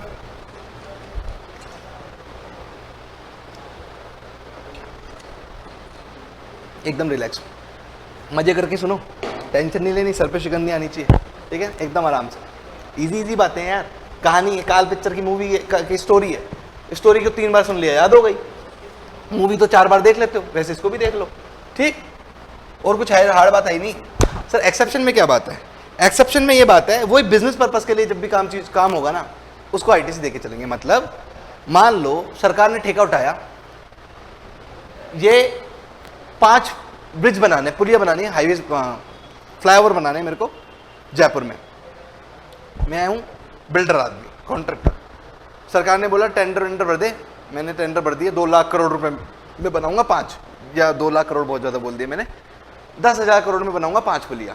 ठीक है, सरकार ने मेरा टेंडर पास किया, मैं टेंडर जीत गया। अब मेरे को 10,000 करोड़ में 5 पुलिया बना के देनी है, 10,000 करोड़ रुपए लूंगा, है ना, लूंगा तो जीएसटी भी लूंगा और जीएसटी वापस करूंगा गवर्नमेंट को। ठीक, तो जो दे रहा है उसको इनपुट मिल जाएगी क्या? सर ये समझ में नहीं है। फैक्ट्री की बात कर लेता हूँ, टाटा मोटर ने बोला कि हमारी फैक्ट्री कौन सा बिल्डर बनाएगा? सब बिल्डर ने हाथ खड़े कर दिए, मैं बनाऊंगा। टाटा बोला ऐसे मैं बनाऊंगा नहीं, टेंडर लगाओ, है ना, कितने में बना दोगे मेरी ये डिजाइन है मेरी, इतनी ये रिक्वायरमेंट है मेरी, ये चीज कितने में बना दोगे? 5 बिल्डरों ने अपनी कोटेशन दे दी, 10,000 करोड़, एक किसने 11,000 करोड़, किसने 11,500 करोड़, 10,000 करोड़ वाला जीत गया, है ना। अब टाटा मोटर क्या करेगा, या टाटा स्टील मान लो, टाटा स्टील क्या करेगा, 10,000 करोड़ किसको देगा? आपके बिल्डर आदमी को देगा।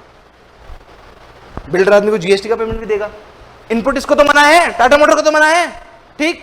बिल्डर आदमी की बात सुनो, बिल्डर आदमी ने बोला कि यार मैंने टाइम तो ले लिया, काम तो ले लिया, पर इसने बोला है कि अगर टाइम पे काम कंप्लीट नहीं हो तो पेनल्टी लगा देगा। मतलब इसको अपनी फैक्ट्री टाइम से चाहिए और मेरे पास तो ओवर बुक दूँ, मैंने टेंडर तो भर दिया लालच में, पर मैं तो ओवर बुक दूँ, अब क्या करूँ। मैंने टेंडर उठाया दूसरी कंपनी को, ठीक है ना। एक मिस्टर इंडिया मूवी है जिसमें क्या है, रूम रेंट पे लेता है और रेंट पे दे देता है, ठीक है ना।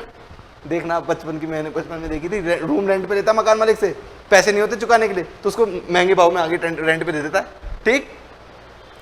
तो ऐसे क्या किया मैंने, बिल्डर ने किसी और बिल्डर को दे दिया काम, और बिल्डर बोला चल मैं कर दूंगा। तो अब इसने भी तो किसी कुछ रुपए दिए होंगे सामने वाले को, और जब दिए होंगे तो इनपुट भी, जीएसटी का पेमेंट भी दिया होगा, ठीक। तो जो पेमेंट देते हैं वही तो इनपुट बनती है। तो जो इस बिल्डर ने दूसरे बिल्डर को जब ये ठेका दिया तो पैसे दिए तो जीएसटी के पैसे भी दिए, तो जो जीएसटी के पैसे इस बिल्डर ने दिए इसको इसकी इनपुट मिल जाएगी, ठीक है ना, इसको मिल जाएगी, ठीक है साहब।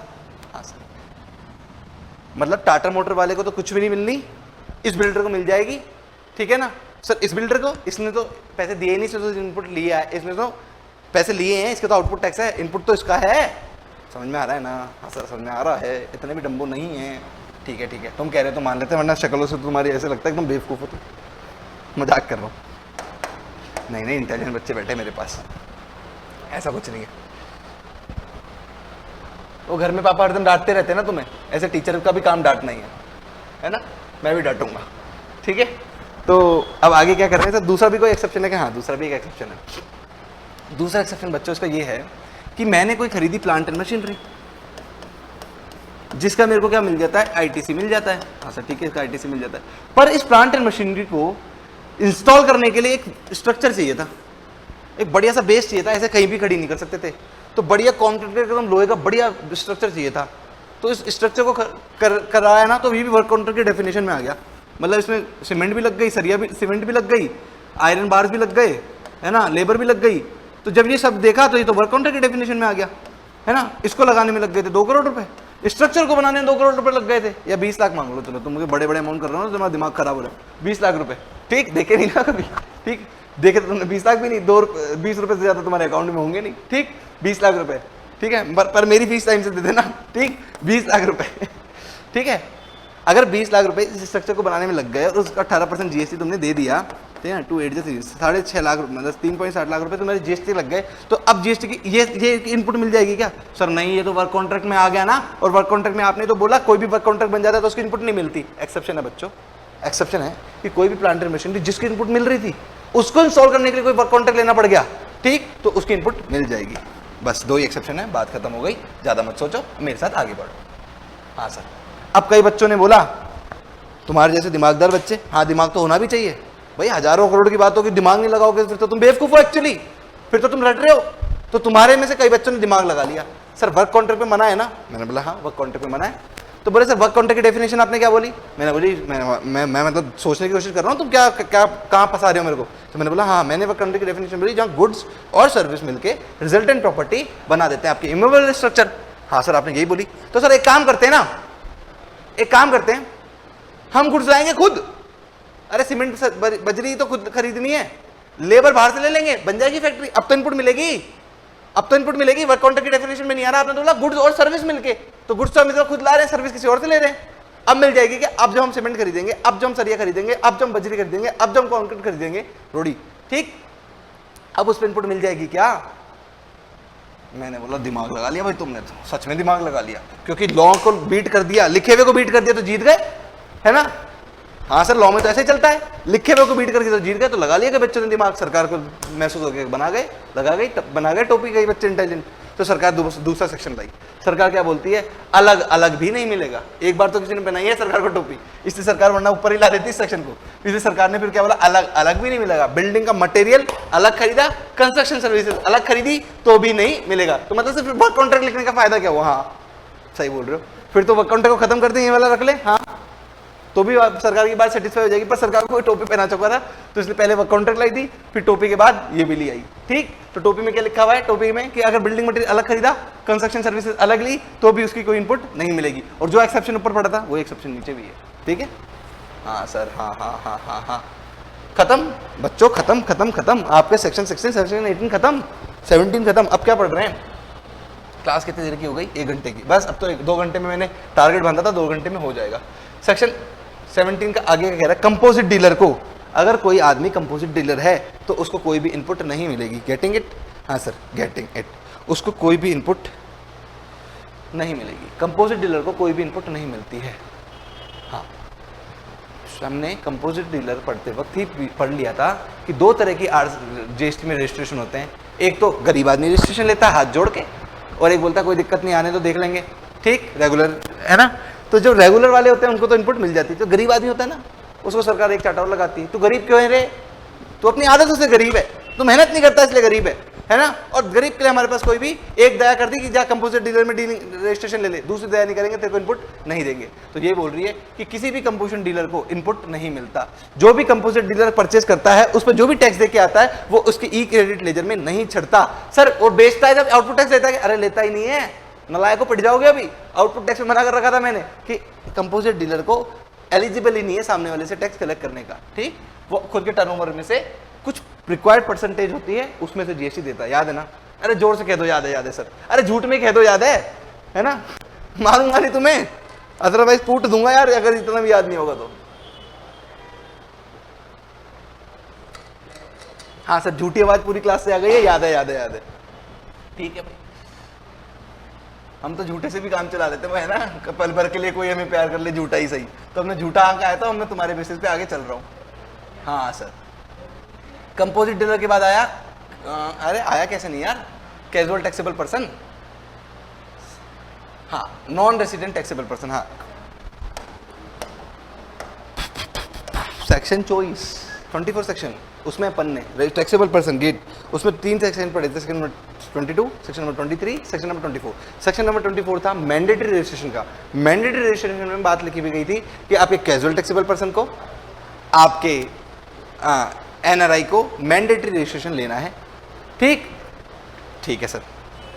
एनआरआई कौन होता है? जो बाहर से इंडिया में अपना सामान बेचने आता है। दिल्ली में प्रगति मैदान लगी है, बढ़िया सारी एग्जीबिशन, वर्ल्ड 1 नंबर एग्जीबिशन लगती है। सर पता ही नहीं हमें। अरे पता, दुनिया में इतनी सारी चीजें होती है, कैसे पता होगी? किसी अच्छी चीजों के लिए अपडेट रखा करो। राजस्थान पत्रिका, दैनिक भास्कर पढ़ना बंद करो। सर ऑनलाइन में डी मार्केटिंग कर रहे हो उनकी, मैं तो तुम्हारी स्किल्स बढ़ा रहा हूँ, मेरे को उनसे क्या मतलब है। इकोनॉमिक्स टाइम पढ़ा करो, तब पता लगेगी ऐसी चीजें। तुम पढ़ते चट मसाला, बारिश कितनी हुई है ना, कहाँ चोरी हुई, कहाँ मर्डर हुआ, तुमको क्या मतलब है इन सब चीज़ों से, ठीक। अच्छी चीज़ पढ़ोगे तो भी अच्छी चीज़ देखोगे। बंद कर दो, टीवी देखना बंद कर दो, ये चटपटा मसाला न्यूज़ देखना बंद कर दो, ठीक है। कोई इंडिया से बाहर, यूएसए से बाहर, यूएसए से इंडिया में सामान बेचने आया, सर आते हैं कि हाँ आते हैं ना, दिल्ली में लगता है, ट्रेड फेयर लगता है, प्रगति मैदान में लगता है, ठीक है ना। वो तो ऑटो एक्सपो तो तुम सभी जानते होंगे, दिल्ली में 1 नंबर का ऑटो एक्सपो लगता है, 1 से 1 गाड़ियाँ वहाँ पे आती है। सर आपको भी शौक है कि? बिल्कुल शौक है। कभी गए हो क्या? सर जाना चाहता हूँ, टाइम नहीं मिलता, ठीक। तो दिल्ली में प्रगति मैदान में लगा, ये प्लांट एंड मशीनरी नहीं है, प्रगति मैदान है दिल्ली का। ये यूएसए का आदमी दिल्ली में प्रगति मैदान में अपना सामान बेचने आना चाहता है, तो ये आया जहाज में बैठ के। सर ये खुद तो प्लेन से आ गया होगा, खुद तो प्लेन से आ गया ये, ठीक है, ये लो, खुद तो प्लेन से आ गया ये, पर इसने अपना सामान क्या किया? जहाज में लोड करा दिया, जहाज भी आ गया, लो सामान भी आ गया। सर रिवीजन है, जल्दी जल्दी पढ़ाओ, क्या डायग्राम बना के टाइम पास कर रहे हो? हाँ बात तो सही है, ठीक। तो जब ये माल यहाँ पे ले आया, तो माल अब इसको यहाँ पे ले जाना है। अब जब माल यहाँ से वहाँ ले जाना है, तो हो सकता है यहाँ पे अलग अलग तरह के खर्चे लगे उसको, ट्रांसपोर्टेशन की सर्विस लेगा, इंश्योरेंस की सर्विस लेगा, हो सकता है कोई माल में टूट फूट हो गई, कोई रिपेयर मेंटेनेंस ले, तो माल ले जाना है, तो जब पैसे देगा जगह जगह, तो जगह जगह जीएसटी भी दे देगा। सर इसकी इनपुट नहीं मिलेगी, आईटीसी चैप्टर में बोल रहे हैं, इसकी इनपुट नहीं मिलेगी। पर सर जब बाहर विदेश से माल बाहर लाया होगा, पोर्ट पे उतरा होगा, तो कस्टम के साथ आईजीएसटी भी दी होगी, इसकी इनपुट मिल जाएगी। ध्यान से कंफ्यूज मत हो जाना। एनआरआई को जो कस्टम पोर्ट पे कस्टम ड्यूटी के साथ आईजीएसटी दी है, उसकी इनपुट तो मिल जाती है, ठीक। पर भारत में जो जगह जगह जीएसटी का पेमेंट करता है, उसकी इनपुट नहीं मिलती है। बातों को 4 बार रिपीट नहीं करूंगा, रिवीजन क्लास है, एक बारी में समझ लो। हाँ से समझ गए कि आप 4 बार रिपीट नहीं करोगे, बात तो समझ में नहीं आई। अच्छा, बात समझ में नहीं आई? हाँ सर आ गई, मजाक कर रहे हैं, आप ही मजाक करना जानते हो क्या? हम चुटकुले नहीं सुनाते? अरे सुनाते, तुम तो मेरे से बढ़िया सुनाते हो, तुम ही सुना दिया करो, है ना। मैं पढ़ाने में फोकस रखूंगा, तुम बीच बीच में मेरे को चुटकुले सुना दिया करो, ठीक है। परचेज, ये तो सबको ही पता है, परचेज करी पर्सनल कंजम्पशन के लिए यूज करी तो पढ़ा तो था भाई आईटीसी की 12 कंडीशन में। अरे 12 कंडीशन में सेक्शन 16 की 12 कंडीशन में पढ़ा तो था कि बिजनेस के लिए यूज करोगे। 6 नंबर की कंडीशन ये तो थी कि बिजनेस के लिए यूज कर लोगे तो इनपुट मिलेगी, अदरवाइज नहीं मिलेगी। तो पर्सनल यूज के लिए कोई भी चीज यूज कर लोगे तो मिल जाएगी इनपुट ना। मना कर रहा है, यहाँ पे भी आके मना कर दिया, क्या हुआ? दूसरे के मना कर दिया तो क्या हो गया? स्टोलन, मतलब तुम बिजनेस में ही लाए थे, 100 साइकिल लाए, बिजनेस में लाए, पर्सनल में नहीं बेचने के लिए लाए, बिजनेस में लाए। एक साइकिल रात को चोरी हो गई, तो चोरी हुई साइकिल पे इनपुट मिल जाएगी क्या? सर इसमें दुकानदार की गलती, चोरी हो गई। अच्छा, अगर दुकानदार की गलती नहीं करेंगे ना तो दुकानदार को जब अपने बेटे को साइकिल दिलानी होगी ना तो उसको ऐसे बोलेगा चोरी हो गई, ले साइकिल तेरी, है ना। बोले इनपुट भी मिल गई, खुश हो रहा होगा, इनपुट भी मिल गई, पर्सनल यूज के लिए भी यूज कर ली। तो सरकार ने बोला चाहे पर्सनल यूज के लिए तुमने शानीपंथी से चुपचाप बताई, चाहे चोर ले गए, चाहे टेस्ट ड्राइव पे भेजा था, जैसे पल्सर का शोरूम है, मेरे दोस्त के साथ कहानी हुई थी, है ना। अब होते हैं भाई साफ साफ ऐसे ऐसे दोस्त भी होते हैं। ठीक, पापा को बोलता है शोरूम बाइक लेनी है, हम ठीक है पापा बोले चल ठीक है जा टेस्ट ड्राइव लिया अपने दोस्तों के साथ, तो हमारे साथ गया। ठीक है, पल्सर के शोरूम से पल्सर की बढ़िया सी नई बाइक निकाली। वैसे तो वो टेस्ट ड्राइव के लिए अलग गाड़ी रखते पर वो भी नहीं थी, ठीक, निकाली, है ना। अब वही 16, 17, 18, 19 साल की उम्र, ठीक, ठोक दी टेस्ट ड्राइव के लिए गाड़ी लेके गया, ठोक दी, है ना। जो टेस्ट ड्राइव के बोला सर गाड़ी कहीं कोई बात नहीं, आप गाड़ी मत लेना, इसको 10 साल आपको आती नहीं है। ठीक, तो हम हंस रहे अपने दोस्त पे और पापा को हम मना कर गया इसको मत दिलाना, ऐसे काम करते हैं ठीक है। तो अगर उसकी गाड़ी ठुक गई टेस्ट ड्राइव में, अरे उस पल्सर शोरूम वाले की कोई गलती थी क्या? गलती मेरे दोस्त की थी, नाम तो नहीं ले सकता, ठीक, गलती मेरे दोस्त की थी, गलती आपके दोस्त की थी, तो उसकी क्या गलती है? उसको तो इनपुट दो, उस पल्सर के शोरूम वाले को तो इनपुट दो। सरकार बोलती है इनपुट तभी मिलती है जब आउटपुट टैक्स कलेक्ट करते हो। तुमने ठोक देने पे कोई आउटपुट टैक्स कलेक्ट किया, तुम्हारी असेट डिस्ट्रॉयड हो गई। हमने तो इनपुट जब देते हैं जब उसको आगे बेच के टैक्स का कलेक्शन करोगे या फिर बिजनेस के लिए यूज करोगे। सर ये है तो बिजनेस का यूज, गलत बात है सरकार की, डिस्ट्रॉय पे मिलनी चाहिए थी। मैं गुहार अपील करता हूं सरकार से आपके दिए हुए प्लेटफॉर्म से कि इस पे अपील इनपुट मिलनी चाहिए, पर सरकार ने मना कर दिया तो कर दिया। समझ में आ गया? तो मतलब मेरे दोस्त ने जो एग्जांपल इसलिए दे रहा हूं, दोस्त की इंसल्ट करने के लिए नहीं दे रहा, याद हो जाए, ठिक जाए दिमाग में, इसलिए दे रहा हूं कि अगर किसी ने, मेरे दोस्त ने अगर गाड़ी ठोक दी तो पल्सर शोरूम वाले को उस ठुकी हुई गाड़ी पे इनपुट नहीं मिलेगी। जो भी इनपुट लिख ली होगी ना उनको बुक में, उनको रिवर्सल करना पड़ेगा। ठीक सर, बड़ा जुर्म कर आया आपका दोस्तों उनके साथ, आप जुर्म तो करिए आया, मतलब गाड़ी भी नहीं खरीदी और उनकी इनपुट की वजह से करिए आया। हाँ बिल्कुल करिए आया, अब क्या करे? तो मारा होगा शोरूम वालों ने, शोरूम वालों को इतना नहीं मालूम था, वो तुमको 5 दिन 10 दिन बाद उनका सीए बताएगा। ठीक है, इतना क्या मालूम रहता है, तभी तो सीए भी अपॉइंट करते हैं। हाँ सर, वही है, चाहे आपने पर्सनल कंजम्पशन के लिए दिया, स्टॉलन कर दिया, डिस्ट्रॉय कर दिया, या ब्रैकेट लगा के ऐसे लिख दो फ्री सैंपल, फ्री सैंपल में डिस्ट्रीब्यूट कर दिया। मतलब आपने कई बार होते हैं ना शोरूम, ये फेस वॉश वाले, है ना, ये सब ब्यूटी प्रोडक्ट फ्री सैंपल पे बांट देते हैं, तो बनाने पे जो कॉस्ट लगी होगी उसकी इनपुट मिल जाएगी क्या? अगर फ्री सैंपल बांट दिया तो नहीं मिलेगी। ये कह रहा है नेक्स्ट पॉइंट में कि अगर आपने फ्री सैंपल में कोई भी चीज बांटी होगी ना तो आपकी उसकी इनपुट नहीं मिलेगी। खत्म हो गई क्या कहानी सर? खत्म हो गई, खत्म हो गई। सेक्शन 17 आपका खत्म हो गया। सेक्शन 17 सबसेक्शन 5 और 6 खत्म हो गया, 1 2 बच रहा है। 1 2 से सर 5 मिनट का है। जब इतना हो गया, अपन ने इतना फटाफट से कंज्यूम खत्म कर लिया, तो वो तो अपन कर ही लेंगे। एक बार रेस्ट ले लो, 2 मिनट का, पानी वानी पी लो, 2 मिनट, सिर्फ 2 मिनट दे रहा हूं, इसके बाद वापस से कंटिन्यू करते हैं।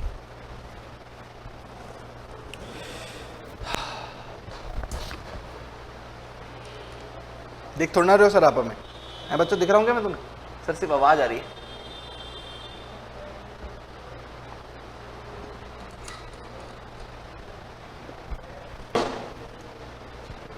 दो मिनट नहीं हुए कोई बात नहीं। चीटिंग चीटिंग चीटिंग चीटिंग करता हूँ मैं तुम्हारे साथ। तुम मत करना कभी अपने किसी भी रिलेशन में, ना दोस्तों के साथ ना किसी और रिलेशन में। Section 17 section 1 business and non business क्या कह रहा है ये? हेलो हेलो हेलो, ठीक, क्या कह रहा है सर? अगर आपने बिजनेस एंड नॉन बिजनेस, कहने का मतलब है कोई चीज खरीदी, एसी खरीदा, इधर है ऑफिस उधर है कमरा, दीवार तोड़ी, आधा एसी इधर आधा एसी इधर लगाया, देखा ऐसे कहीं जुगाड़ होता है? ऐसे बहुत इंटेलिजेंट लोग ऐसे होते हैं, ठीक है ना। आधा एसी ठंडा तो इधर भी हो जाएगा उधर भी हो जाएगा, ठीक, तो आधा एसी लगाया इधर आधा एसी उधर लगाया, ठीक है। तो ऐसी कोई चीज आपने खरीदी जो आप बिजनेस और नॉन बिजनेस दोनों के लिए यूज करने वाले हो। क्या लिखा हुआ है? Business purpose and exclusive non business purpose, दोनों के लिए यूज करने वाले हो, तो आपको इनपुट कॉमन के हिसाब से मिलेगी। सर क्या 3 बातों को मिला के बता रहे हो? चलो ठीक है, तुम चाहते हो तोड़ तोड़ के बताऊं तो तोड़ तोड़ के बताता हूं। कह रहा है सेक्शन 17 सबसेक्शन 1 कह रहा है कि आपको इनपुट जब ही मिलेगी जब आपने एक्सक्लूसिव बिजनेस पर्पस के लिए यूज किया।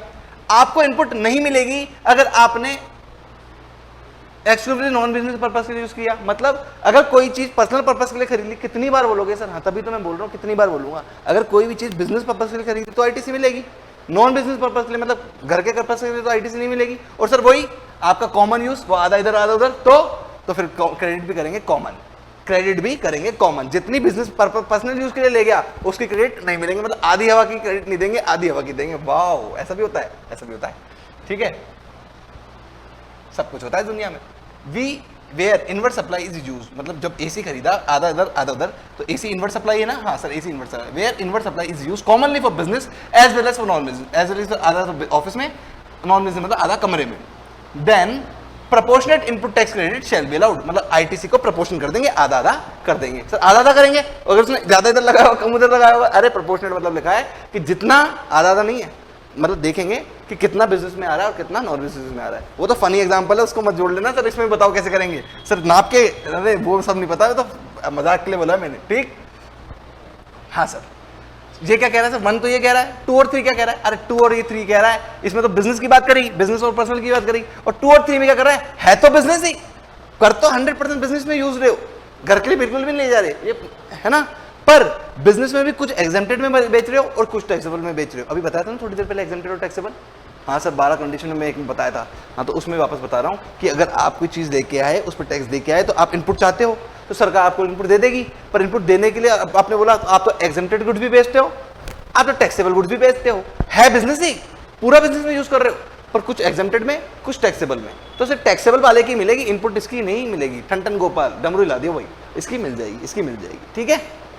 कैसे मिलेगी सर? वही प्रोपोर्शन करने पड़ेगा कि कितना एग्जेम्प्टेड बेचा, कितना टैक्सेबल बेचा। सेक्शन 17 का 2 और 3 आपके ये कह रहे हैं। कुछ भी हार्ड बात नहीं है मेरे बच्चों, सच्ची बता रहा हूँ। हार्ड होती तो मैं तुम्हें पढ़ा देता, हाँ पढ़ा देता हूँ।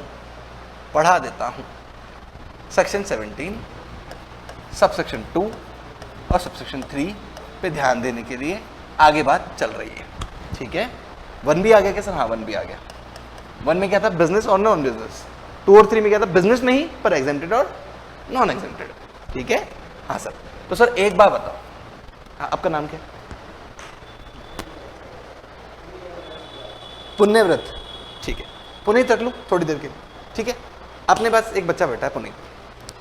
पुनीत बोलता है कि सर मैं एक गुड्स लेके आया हूं, उसको मैं तीनों चीज में लेता हूं, आपसे भी एडवांस हूं मैं। आप क्या सोच रहे हो? प्रॉब्लम इतनी सी है, प्रॉब्लम 1 2 3 सबसेक्शन 1 सबसेक्शन 2 सबसेक्शन 3 तीनों को मिला के है। मैं एक गुड्स लाया, एक प्लांट एंड मशीनरी में ऐसे ले आया, स्टिचिंग डिपार्टमेंट है मेरा, मैन्युफैक्चरिंग इंडस्ट्री है मेरी, स्टिचिंग करता हूं मैं, ठीक। 10 टेलर बैठा रखे अपन ने, अपन को छोटा आदमी में समझ लेना। मैं हाँ तू बात तो बता। बोले ठीक है, मैं प्लांट एंड मशीनरी लेके आया।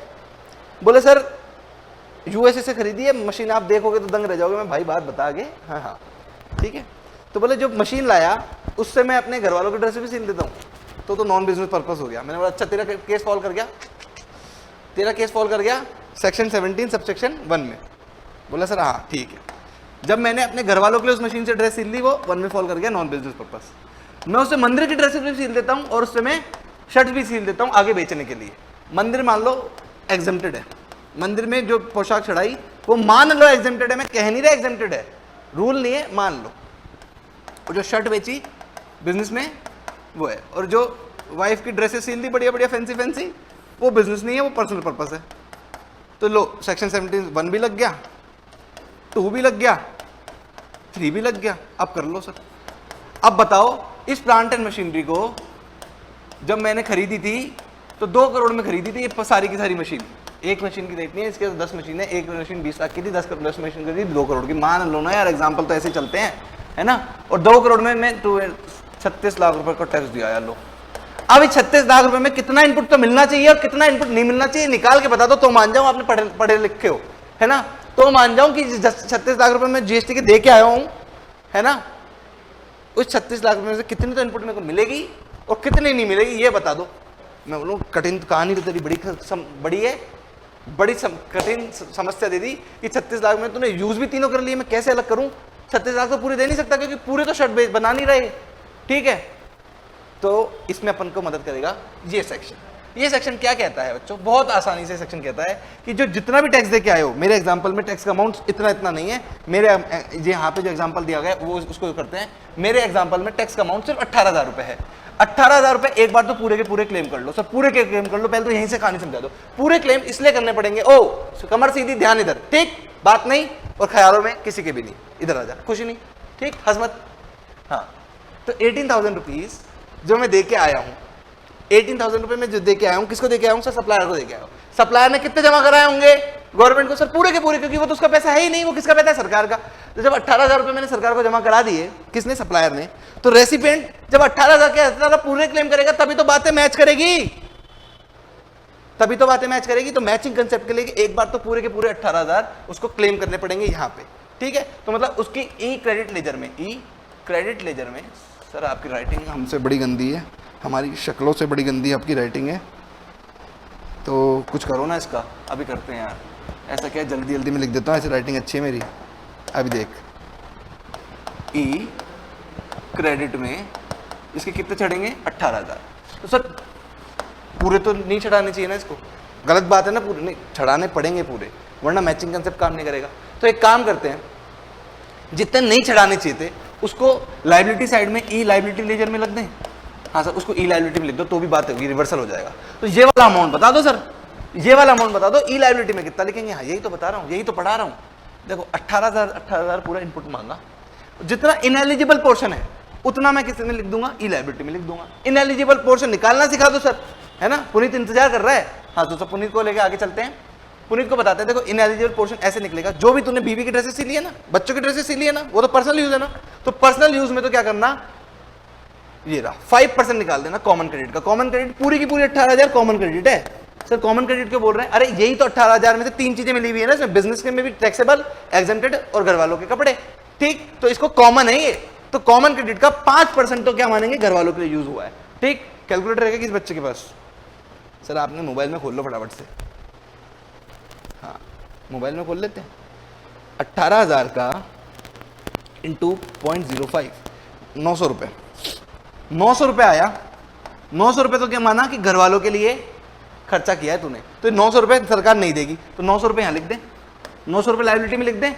यहाँ से तो कम करेंगे नहीं, यहाँ बढ़ा देते हैं, ठीक है सर, इतना तो समझ में आ रहा है, इतनी तो हमने बचपन में मैथमेटिक्स पढ़ी है, ठीक। तो 900 रुपये लिख दिए सर। अभी भी और बात रही, अभी भी कॉमन क्रेडिट में आपने मंदिर की पोशाक भी बनाई थी, शर्ट भी बनाए थे। हाँ, अगर मंदिर की पोशाक और शर्ट भी बनाए थे तो अब दिक्कत है। मान लो ये प्लांटर मशीनरी नहीं है, कपड़ा है, ये कपड़े पे कपड़ा लेके आए थे ना तुम, क्योंकि कैपिटल गुड्स हो जाती है प्लांटर मशीनरी। कैपिटल गुड्स को अलग से डील करेंगे, कैपिटल गुड्स को मेरे बच्चों अलग से डील करेंगे। कहाँ गया इस पे कैपिटल गुड्स नाम लिखा हुआ, ये रहा, कैपिटल गुड्स को अलग से डील करेंगे। इसलिए ये चीज है ना, ये चीज ये किस पे है, रॉ मटेरियल पे है। तो कपड़ा खरीद के लाए थे खूब सारा, जिसपे 18,000 का जीएसटी देखे थे, उस कपड़े में से अपने बीबी के घर वालों के कपड़े भी सील दिए, मंदिर की पोशाक भी सील दी और शर्ट भी सील दी। तो घर वालों की ड्रेसेस की तो इतनी इनपुट थी जो कि अपने खत्म कर दी, ठीक है ना। अब मंदिर की पोशाक की निकालनी है, तो आपको पता होगा ना कितना कपड़ा लगा है पोशाक में, कितना कपड़ा लगा है शर्ट में। तो पोशाक तो क्या है, एग्जेम्प्टेड। तो क्या करो, कॉमन क्रेडिट को पकड़ो, एग्जेम्प्टेड टर्नओवर लिखो, डिवाइड बाय टोटल टर्नओवर लिख दो। मेरे एग्जांपल में ये 30 लाख है और ये 70 लाख है, ठीक है। मतलब टैक्सेबल टर्नओवर कितना है, 40 लाख। एग्जेम्प्टेड टर्नओवर है आपका 30 लाख, टैक्सेबल टर्नओवर है आपका 40 लाख, तो टोटल टर्नओवर कितना है, 70 लाख। तो रिवर्सल कितना करना है, एग्जेम्प्टेड टर्नओवर का, इसलिए एग्जेम्प्टेड को टर्नओवर को ऊपर लिखा। 18,000 इंटू 30/70 करूंगा, तो मेरे एग्जाम्पल में मेरे को बता ही रखा है शायद तक इसने, सर कर ही लो, आप कर ही लेते हैं सर। 18,000 इंटू 30 डिवाइडेड बाय 70, ये आ गया 7714। 7714 इतने का भी अपन रिवर्सल कर देंगे, तो यहां पे आ जाएगा 7714। समझ गए बच्चों, 7714 प्लस 900 कर देंगे तो कितना आ जाएगा, प्लस 900, 8614। 8614 का रिवर्सल हुआ है सर। आपके एग्जांपल में तो 8,000 का ही हुआ है, अरे वो कैलकुलेशन में कुछ गड़बड़ हो गई होगी, इसने 30 लाख 70 लाख नहीं माना होगा, इसने कुछ और माना होगा। अपन ने 30 लाख 70 लाख लिए ना, ऊपर कुछ और अमाउंट होगा तो ये अलग अमाउंट आ जाएगा, ठीक है ना। आप ये मान लो 8614 का रिवर्सल होगा। समझ में आ गया?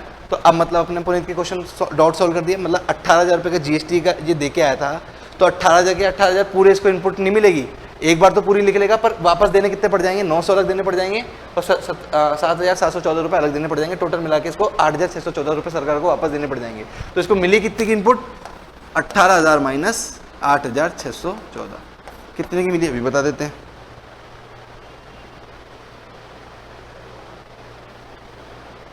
माइनस 18 9385 की इसको इनपुट मिल गई। मतलब इतने की इनपुट लिखता, मतलब यहाँ पे 9385 ही लिखना था, पर ऐसा लिख नहीं सकते थे मैचिंग कंसेप्ट के लिए। मैचिंग कंसेप्ट के लिए लिखना पूरा पड़ा और इतने का कर दिया रिवर्सल। समझ में आ गई पुनीत? पुनीत समझ में आ गई बात? जब पुनीत को समझ में आ गई, ये तो जीएसटी का बच्चा भी नहीं है, तो तुम नालायकों को तो डफरों को तो बिल्कुल समझ में आ गई होगी, ठीक। और नहीं आई तो देख लो फिर तुम्हारा क्या रोल है, ठीक है। हाँ सर आ गई, आप इतना अच्छा पढ़ाते हो कि हमें समझ में आ गया। हाँ तो ऐसे बोला करो, ऐसे मेरे को भी अच्छा लगता है, ठीक है। ये आ गया आपका कैपिटल गुड्स का, नॉर्मल इनपुट गुड्स का। अब कैपिटल गुड्स की बात करते हैं। देखो कैपिटल गुड्स में क्या करते हैं बच्चों, ध्यान से, क्योंकि इसमें आएगा स्पेसिफिक केस। कैपिटल गुड्स के केस में क्या करते हैं, अगर आप यहाँ पे ये दो चीजें खरीद के लाया था ना, एक तो कपड़ा खरीद के लाया था और एक plant and machinery, stitching machinery खरीद के लाया था, जिस मशीन से वो कपड़े को सीलता है। तो ये मशीन को भी तो, कपड़े को तो यूज ले ही रहा था घर वालों की ड्रेस बनाने में, पोशाक बनाने में और बिजनेस की शर्ट बनाने में, तो कपड़े का तो काम अपन ने कर दिया अभी। तो इस कैपिटल गुड्स का, ये गुड्स भी तो पूरा बिजनेस में यूज नहीं आ रहा, ये गुड्स भी तो ये स्टिचिंग की जो मशीन है, ये भी तो मशीन घर वालों के में लग गई, ये भी तो मशीन पोशाक में लग गई, ये मशीन शर्ट में भी लग रही है। तो अगर ये मशीन पे भी 18,000 रुपए का इनपुट दे के आया है, एक मशीन मान लो, एक ही मशीन लाया है, एक मशीन में 18,000 रुपए का जीएसटी छुपा था। अगर ये 18,000 रुपए की इनपुट दे के आया है, टैक्स दे के आया है, तो 18,000 रुपए पूरा क्लेम कर ले क्या? नहीं सर, पूरा तो क्लेम नहीं कर सकता, क्योंकि गलत बात हो जाएगी। अगर पूरा बिजनेस टैक्सेबल गुड्स बनाने में लगता तो पूरा क्लेम कर सकता था, पर इसने तो दो काम और किए हैं, घर वालों की ड्रेस भी सी ली है और पोशाक एग्जेम्प्टेड गुड्स भी दिया है, इसलिए 18,000 पूरे तो क्लेम नहीं कर सकता। पर एक बार ही तो मैंने क्या बोला, ई क्रेडिट लेजर में, आपको ई क्रेडिट लेजर में तो एक बार तो क्या करना पड़ेगा, पूरा अमाउंट लिखना पड़ेगा। वो क्या है? 18,000। एक बार तो क्या करना का पूरा अमाउंट ही लिखना पड़ेगा, 18,000। रिवर्सल के लिए क्या करोगे, ई लायबिलिटी लेजर में, ई लायबिलिटी लेजर में रिवर्सल वाला अमाउंट लिख दोगे। सर वही तो सीखना है, रिवर्सल वाला अमाउंट सिखा दो। बच्चों एक गड़बड़ है, एक गड़बड़ ये है, ध्यान से मेरी बात सुनो। जब प्लांट एंड मशीनरी लाते हैं तब तो आने वाले 60 महीनों के लिए लाते हैं, 5 साल बोला था ना, अभी 5 साल की लाइफ होती है। हाँ सर, और क्रेडिट बुक कर देते हैं पहले दिन ही, क्रेडिट बुक कर देते हैं पहले दिन ही, है ना, पहले दिन क्रेडिट बुक कर लेते हैं। तो सर ये तो हर महीने ऐसे काम कर रहा है, तो हर महीने से रिवर्सल कराएंगे क्या पुनीत से? हर महीने रिवर्सल कराएंगे। मतलब पहले दिन जब ये अप्रैल के महीने में धंधा शुरू किया ही किया, जब ये मशीन लेके आया तो 18,000 रुपए की इनपुट इसने यहां लिख ली।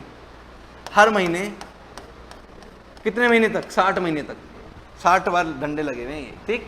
ये लाइन पे 60 बार है इसकी लाइफ लाइन है, 60 बार तक इसको रिवर्सल करना पड़ेगा। सर कैसे? कोई कॉमन क्रेडिट को लाइफ में डिवाइड करो, कितने महीने की लाइफ है सर? 60 महीने की लाइफ है, कितना अमाउंट निकल के आएगा?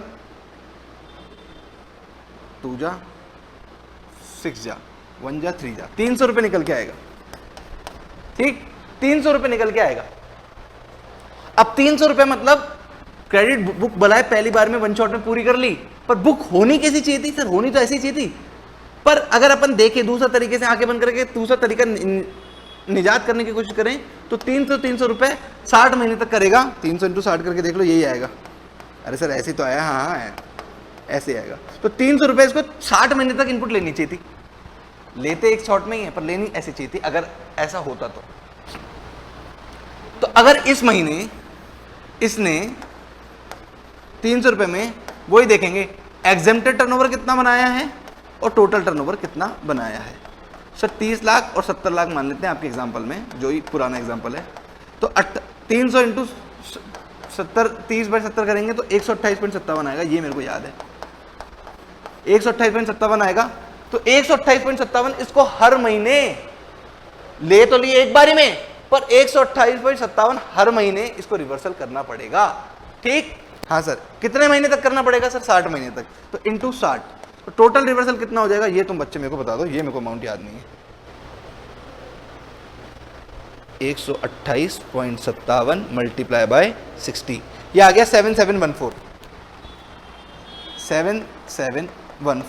7714 का अमाउंट इसको ई लायबिलिटी लेजर में लिखना पड़ेगा over a period of time, मतलब 60 महीनों में लिखेगा। हर महीने तो सिर्फ 128.57 ही लिखेगा, मतलब बुक तो एक बार में कर लिया मजे, और हर महीने रिवर्सल कितने करेगा, कितने का करेगा? सिर्फ 128.57 का।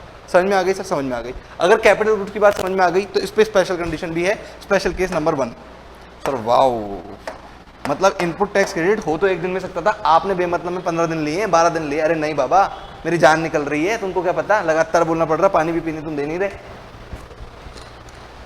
देखो बोला भी गलत मैंने।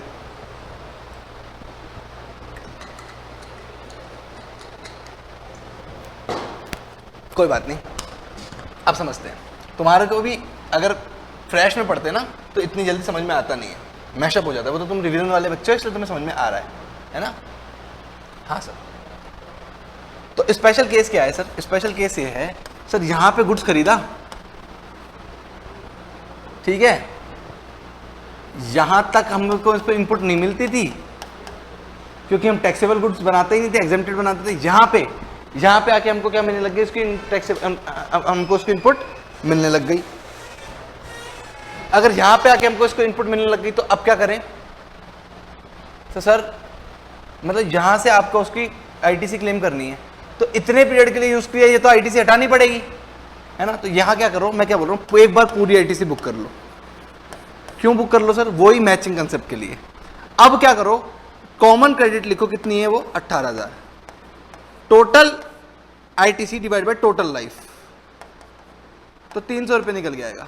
अब 300 रुपये को यहां लिख दो। यहां पे मान लो तुमने 18 मंथ यूज किया, यहां पे 42 मंथ यूज किया, ठीक? तो मतलब 18 मंथ में 300 300 300 300 300 300 18 बार लिखा, ऐसे 18 बार लिखा। तो इतने पीरियड की तो आपको आईटीसी नहीं मिलनी चाहिए, तो एक बार तो आईटीसी ई क्रेडिट में पूरे 18,000 चढ़ाओ, और रिवर्सल में ई लायबिलिटी में कितने चढ़ाने हैं सर? 300 इंटू 18 बार चढ़ाने। कितने आते हैं? 18 5400 रुपये आते हैं। 18 3 54 होता है, ठीक है ना? 5400 रुपये आते हैं, मतलब 5400 रुपये की तो आपको रिवर्सल करनी है। कहाँ? यहाँ पे आके पूरी आईटीसी की यहाँ पे 18,000 बुक करो, और 5400 रुपये का आप क्या कर दो? रिवर्सल कर दो। सर यहाँ से भी हम क्या कर रहे हैं? टैक्सेबल भी बेच रहे हैं, एग्जेम्प्टेड भी बेच रहे हैं। अच्छा, अभी भी कार्यक्रम कर रहे हो तुम? इतने से तुम्हारा पेट नहीं भरा, मन नहीं भरा? हाँ सर, अभी भी हम कार्यक्रम कर रहे हैं। बीच बीच में जब कभी डर लगे तो अपने वासुदेव भगवान श्री कृष्ण को याद कर लो, ठीक? आपके हमारे सबके वही करता धरता है, ठीक? कभी भी लाइफ में कोई भी अनसेटिस्फेक्शन आए, है ना? शाहरुख खान ने पेरेंट्स का नाम बताया था ना कभी KB3 में, वो भी है, पर आप भगवान श्री कृष्ण को याद कर लो, वो आपके काम बना देंगे, ठीक है? डर लगे तो भगवान श्री कृष्ण का नाम राधे संग ले लो, राधे कृष्ण बीच में कह दिया करो अपने मन में, ठीक है? आपको ताकत मिलेगी, ठीक है सर? हाँ सर, मैं आप भी करते हो सर? हाँ, मैं भी करता हूँ, है ना? तो ऐसा है कि अब मतलब अब भी आप, हम तो हमको पता लग गया कि 5400 रुपये तो लिख दिए, क्योंकि इस पीरियड का तो क्रेडिट मिलना ही नहीं चाहिए था। अब क्या करें इस पीरियड के लिए? क्या करें सर? इस पीरियड के लिए मेरे बच्चों ऐसा करो कि वही 300 रुपये लिखो। आपने कर तो दिया कॉमन क्रेडिट डिवाइड बाय, तो सर तो आ गया ना हर महीने के 300 300 300 300 300 300 42 बार यहाँ पे आ गया था। तो इस 300 को क्या करो, 30/70 से डिवाइड कर दो, आपका आ जाएगा वो 128.57। ये 128/57 एग्जेम्प्टेड है ना, ये एग्जेम्प्टेड टर्नओवर। अब देखो कितनी अच्छी रेटिंग है मेरी, एग्जेम्प्टेड टर्नओवर है ना, तो एग्जेम्प्टेड टर्नओवर का ही पार्ट निकल के आया। इसकी तो इनपुट नहीं मिलनी चाहिए थी। कितनी बार नहीं मिलनी चाहिए थी सर? 60 बार नहीं मिलनी। नहीं यार, 60 नहीं, 18 मैंने तो निकाल दिए ना, अब तो सिर्फ 42 बार नहीं मिलनी चाहिए ना। हाँ सर 42, अब आ गया समझ में सर। तो 128 इंटू 42 करेंगे तो क्या आएगा?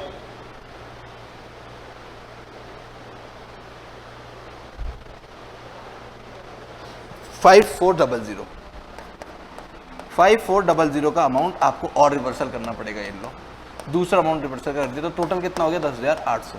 तो 18,000 चढ़ाओगे और 10,800 रिवर्सल कर दोगे। सर कैसे? 18,000 यहाँ चढ़ाएंगे, 5,400 तो यही रिवर्सल कर देंगे पहले शॉट में, फर्स्ट डे। और 128 128 128 128 128 42 टाइम्स करेंगे। ऐसे टोटल रिवर्सल बढ़ाए 10,800 का होगा, पर 5,000 over the period of time होगा, 5,400 वन शॉट होगा। समझ में आ गई? किसी बच्चे ने रटी तो नहीं है? हाँ सर समझ में आ गई। ये है स्पेशल केस नंबर 1। नाम लिख दो, फोटो ले लो फटाफट से। Special case number 1। Special case number 2 क्या है सर? अभी लो। Special case number 2, special case number 2 वो क्या है? वो ये है कि यहां लेके आए, ये हम आईटीसी ले रहे थे, टैक्सेबल गुड्स बेच रहे थे, यहां आके वो कॉमन क्रेडिट में बदल गया। सर यहां के मतलब बाद में जाके रंग बदल दिए? मतलब पहले तो हमारे साथ बहुत अच्छी थी है, या पहले तो हमारे साथ बहुत अच्छा था, बाद में जाके उसने रंग बदल लिए। अभी भी आधा अच्छा आधा बुरा हो गया। अभी टैक्सेबल और एग्जेम्प्टेड दोनों में डील करने लग गया अब, है ना? अब टैक्सेबल और एग्जेम्प्टेड दोनों में डील करने लग गया। सर ये बात कहां तक आपको जस्टिफाई लगती है? सर ऐसा मत करना आप। अगर किसी के साथ आप शुरू से अच्छे हो तो शुरू से ही अच्छे रहना, बाद में जाके अपने रंग मत दिखाना, ठीक है? घोर पाप में से है ये, ठीक? ये नहीं कि अब तो भाई कोई बात नहीं, समझ ही गए होंगे ना तुम। अच्छी शिक्षा भी तुम बच्चों को दे देनी चाहिए, ठीक है? चाहे कभी कितना भी मतलब अटके, है ना, कितने भी आप इसके साथ अनहैप्पी हो, ठीक है, कोई टेम्परेरी दुख आ गया, कभी भी अपने रंग बाद में नहीं बदलना चाहिए। आप जो वादा कर दिया वो वादा निभाना है, ठीक है? तो ये क्या कह रहा है बच्चों? ये क्या कह रहा है कि अगर आपने यहाँ पे कोई टैक्सेबल गुड्स खरीदा, आपने कोई यहाँ पे टैक्सेबल गुड्स खरीदा, वहां आपके इनपुट लिए जा रहे थे, सरकार ने जाके एकदम से उस गुड्स को टैक्सेबल और कुछ एग्जेम्प्ट कर दिया। मतलब आप दो तरह की उससे मैन्युफैक्चरिंग कर रहे थे, कुछ को टैक्सेबल सरकार ने, कुछ मैन्युफैक्चरिंग को अभी भी टैक्सेबल कर रखा है, खुद को एग्जेम्प्टेड डिक्लेयर कर दिया। अगर खुद किसी को टैक्सेबल और खुद को एग्जेम्प्ट डिक्लेयर कर दिया तो अब क्या करें? अब तो यहाँ के कॉमन क्रेडिट का केस आ गया। सर अभी तक तो हम इस यहाँ पे हमने 18,000 को इस सोच से इनपुट लिखी थी कि हम तो इसको पूरी लाइफ साथ निभाएंगे, है ना? अगर हम इसके साथ आए तो बुढ़ापे तक एकदम मरते दम तक साथ आए हैं, ठीक? पर आगे जाके कुछ सर्कमस्टेंसेस ऐसे हो गए, कुछ सर्कमस्टेंसेस कुदरत ने कुछ ऐसा कर दिया, कुछ सर्कमस्टेंसेस ऐसे हो गए, गवर्नमेंट ने कुछ ऐसा कर दिया कि अब ये एग्जेम्प्टेड में और टैक्सेबल में दोनों में डील होगा। तो अब यहाँ पे आगे जो हमने 18,000 की कसम खाई थी कि पूरे बिजनेस में यूज करेंगे, वो टूट गई, और टूट गई तो यहाँ के रिवर्सल करना पड़ेगा, ठीक? यहाँ आके रिवर्सल करना पड़ेगा। अगर यहाँ आके रिवर्सल करना पड़ेगा बच्चों, अगर यहाँ आके रिवर्सल करना पड़ेगा, ठीक? तो इतने पीरियड तो जब तुमने अच्छे से साथ में रहे, ये तो वैलिड है ना? हाँ सर, इस टाइम को थोड़ी ना कुछ बड़ा बुरा कहेंगे अपन सर, इस टाइम को कोई भला बुरा नहीं कहेंगे, पर आगे से अपन को डील करना पड़ेगा। कैसे? तो कोई करते हैं, वो 18 मंथ मान लेते हैं कि 18 टैक्सेबल नहीं, और 42 मंथ्स वो क्या होगी? टैक्सेबल पे और नॉन टैक्सेबल में डील करना पड़ा, ठीक? तो क्या करोगे? कॉमन क्रेडिट को, सर कॉमन क्रेडिट थोड़ी ना, यहाँ तो कॉमन क्रेडिट थी नहीं, हाँ फिर भी यहाँ तो थी, तो कॉमन क्रेडिट को उसके ओवर द लाइफ में बांटो, जिससे 300 आ जाएगा। तो 300 से जब आपने ई क्रेडिट लेजर में शुरू में ही 18,000 लिख दिए थे, तो इस दिन कुछ लिखोगे क्या? इस दिन कुछ लिखोगे क्या? सर नहीं, इस दिन तो कुछ भी नहीं लिखेंगे क्योंकि शुरू में ही 18,000 लिख चुके थे। इस दिन रिवर्सल जरूर करेंगे, इस दिन नहीं, सॉरी, इस दिन रिवर्सल नहीं करेंगे। सर आप खुद गिरे, आप हमें क्यों सॉरी बोल रहे हो? हाँ ठीक है ना, तुम मुझे हमें सॉरी बोल रहे सर, ठीक? 18,000 रुपए इस दिन रिवर्सल में लिखेंगे, हर महीने यहां से रिवर्सल में लिखेंगे। यहां पे तो कुछ भी रिवर्सल नहीं होगा, यहां से हर महीने रिवर्सल होगा। सर किससे कितने का रिवर्सल होगा वो हमें समझा दो सर। तो कॉमन क्रेडिट करी तो 300 हर बार यहाँ पे भी आ गया। कितनी बार आ गया सर? 42 टाइम्स आ गया, 42 टाइम्स आ गया। तो 300 को वही कितना एग्जेम्प्टेड में यूज करोगे सर? 30। टैक्सेबल में कितना यूज करोगे सर? टोटल 70, तो आ गया वही 128.57। तो 128.57 को 42 बार कर दोगे हर महीने, तो आ जाएगा वही 5400। तो 5400 रुपए ओवर द लाइफ पे में आप ई लाइबिलिटी में लिखना शुरू कर दोगे, ठीक है ना? मतलब 128 हर महीने लिखना शुरू कर दोगे। कितनी बार लिखोगे? 42 बार। तो टोटल कितना का रिवर्सल हो जाएगा? 5400 रिवर्सल हो जाएगा। ये आपका स्पेशल केस नंबर 2 था। और इसके साथ तालियां, इसके साथ आपका खेल खत्म होता है। सेक्शन 16 और सेक्शन 17 दो बड़े सेक्शन आप खत्म कर लेते हो। सेक्शन 18 तो इजी सा है। अरे सेक्शन 18 तो मैं अभी शुरू करूंगा और अभी 10 मिनट में खत्म कर दूंगा। सेक्शन 19 5 मिनट में खत्म कर दूंगा। सेक्शन 20 15 मिनट में खत्म कर दूंगा। मेरे को खुद को नहीं पता मैंने टोटल टाइम कितना बोला, पर जितना बोला वो सही बोला। अब शुरू करते हैं आगे। सेक्शन 18 में 3 सेक्शन है, 6 सेक्शन है एक्चुअली। 1 2 3 4 5 6 1 2 3 4 5 6 1 2 3 4 5 6 7 8 9 10 11 नहीं है, है ना? अब ये क्या कह रहा है 1 2 3 में कह रहा है कि पुराने टाइम में आपको जीएसटी नहीं मिलती थी, अब मिलेगी, है ना। पहले थे ब्लैक एंड व्हाइट दुनिया, अब आ गई रंगीन, ठीक। और पहले मतलब तुम ब्लैक एंड व्हाइट रंगीन को ऐसा समझ रहे हो कि वो पहले हमारे साथ नहीं थी अब आ गई, नहीं नहीं वैसे नहीं है। पहले जीएसटी नहीं मिलती थी, अब जीएसटी मिलेगी। और इसमें क्या है, पहले जीएसटी मिलती थी, अब सूखा ही सूखा है, अब सूखा ही सूखा है, अब जीएसटी नहीं मिलती। कौन सा बच्चा इसमें आता है, कौन सा बच्चा इसमें आता है, हाथ खड़े करो, इसमें कौन कौन सा बच्चा आता है। अरे नहीं नहीं नहीं सर, ऐसे नहीं, ठीक। तो पढ़ाई पे ध्यान दो, ये सब चीजें तो बाद में भी हो जाएगी। ये क्या कह रहा हूं मैं कि पहले आईटीसी नहीं मिलती थी, अब मिलने लग गई, पहले आईटीसी मिलती थी, अभी मिलती। इसको करेंगे बाद में, पहले ही कर लें। हाँ सर पहले कर लें। 18 का सेक्शन 18 सबसेक्शन 1 क्लॉज ए में क्या कहता है, वॉलंट मैंडेटरी रजिस्ट्रेशन। सर पहले आपके पास आरसी नहीं थी तो आपको जीएसटी जो भी यहाँ पे परचेस करके लाते थे उसकी इनपुट नहीं मिलती थी। अब आपने आरसी ले ली तो जो भी परचेस करके ले आए हो, क्योंकि अब तो आपके पास आरसी आ गई, तो बचा कुचा जो भी अमाउंट यहाँ से यहाँ आ रहा है, जो भी स्टॉक यहाँ से यहाँ आ रहा है, इस दिन के बाद से उसकी इनपुट मिलनी चाहिए क्या। हाँ सर उसकी इनपुट मिलनी चाहिए। एग्जाम्पल से कोशिश करते हैं सॉल्व करने की। आपका सेक्शन 18 निकाल लेते हैं।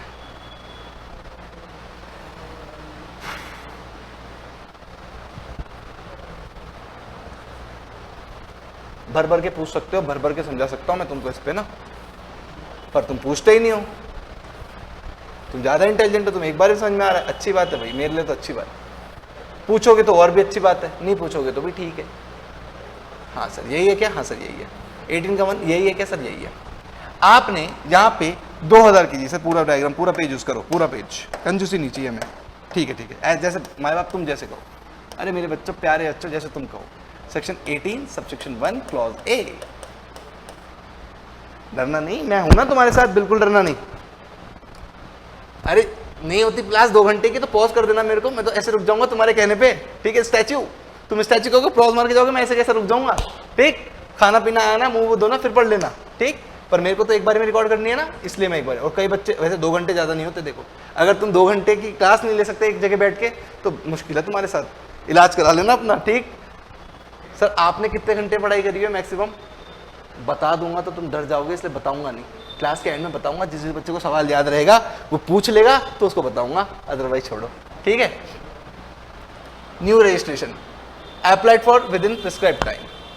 ये क्या कह रहा है कि आपके पास, आपने यहाँ पे खरीदा स्टॉक 1000 kg खरीदा, 200 रुपए के भाव, 2 लाख रुपए देके आए और जीएसटी का पैसा देके आए 36,000 रुपए का। तो 36,000 रुपए की बात है, मैं तो आईटीसी की बात कर लेता हूँ सर। 36,000 रुपए आप यहाँ पे जीएसटी का पेमेंट देके आए थे, पर क्योंकि आपके पास आरसी ही नहीं थी तो आप इनपुट किसको ले ही नहीं पा रहे होंगे। हाँ सर बच्चों सही है, ऐसी बात है। दुखी था मैं क्योंकि मैंने 36,000 रुपए दे तो दिए, क्योंकि मेरे पास आरसी नहीं है, रजिस्ट्रेशन ले ही नहीं रखा, किसी भी वजह से नहीं ले रखा, ठीक।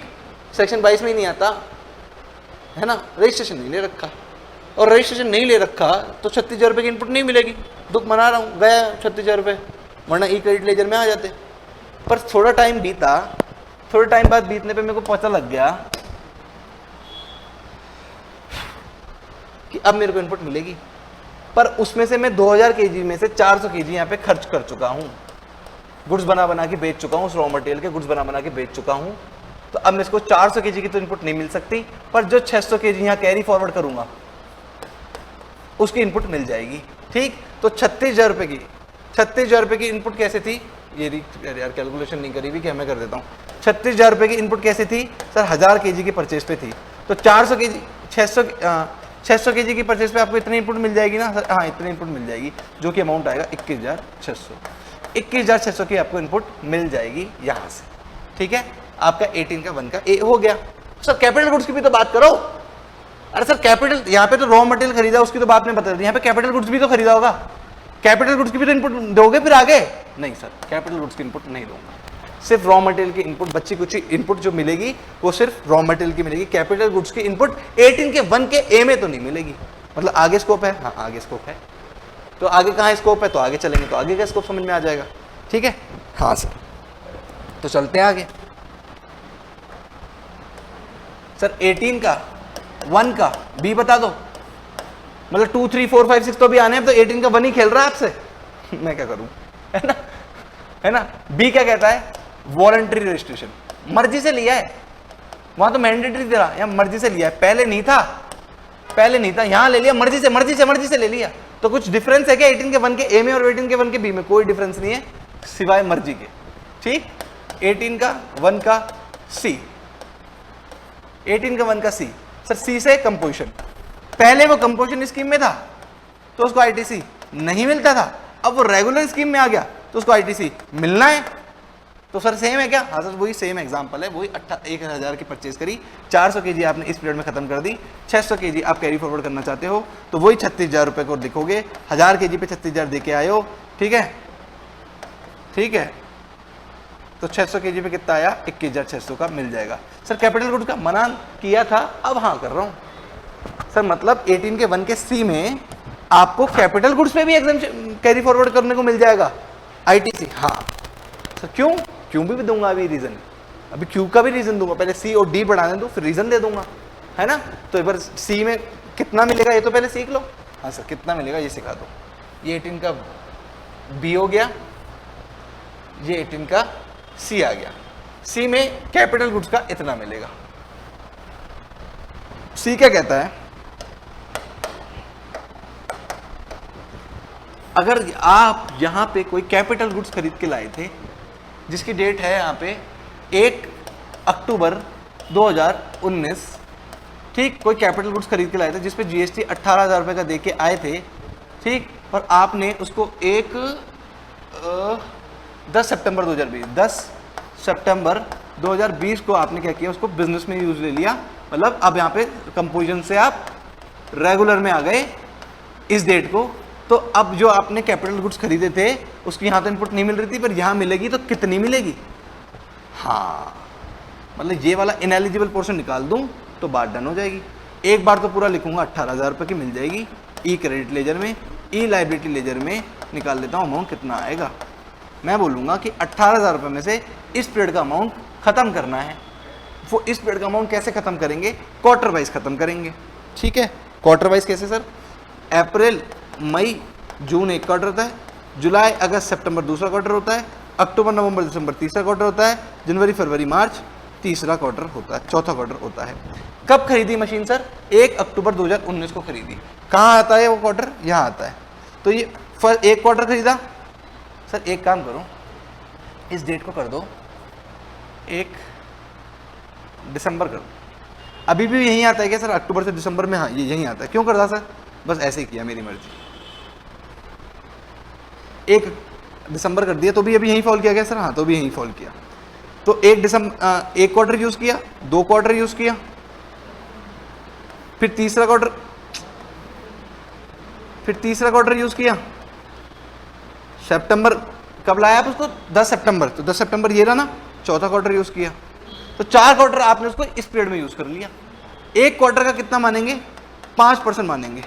तो टोटल कितना हो गया? 20%। तो एक क्वार्टर का 5% क्यों मानेंगे? लॉजिक दे दो। हाँ लॉजिक दे देते हैं। 60 महीने मानते हैं ना लाइफ। 60 महीने में क्वार्टर कितने हुए? डिवाइड बाय 3 होते हैं ना, 3।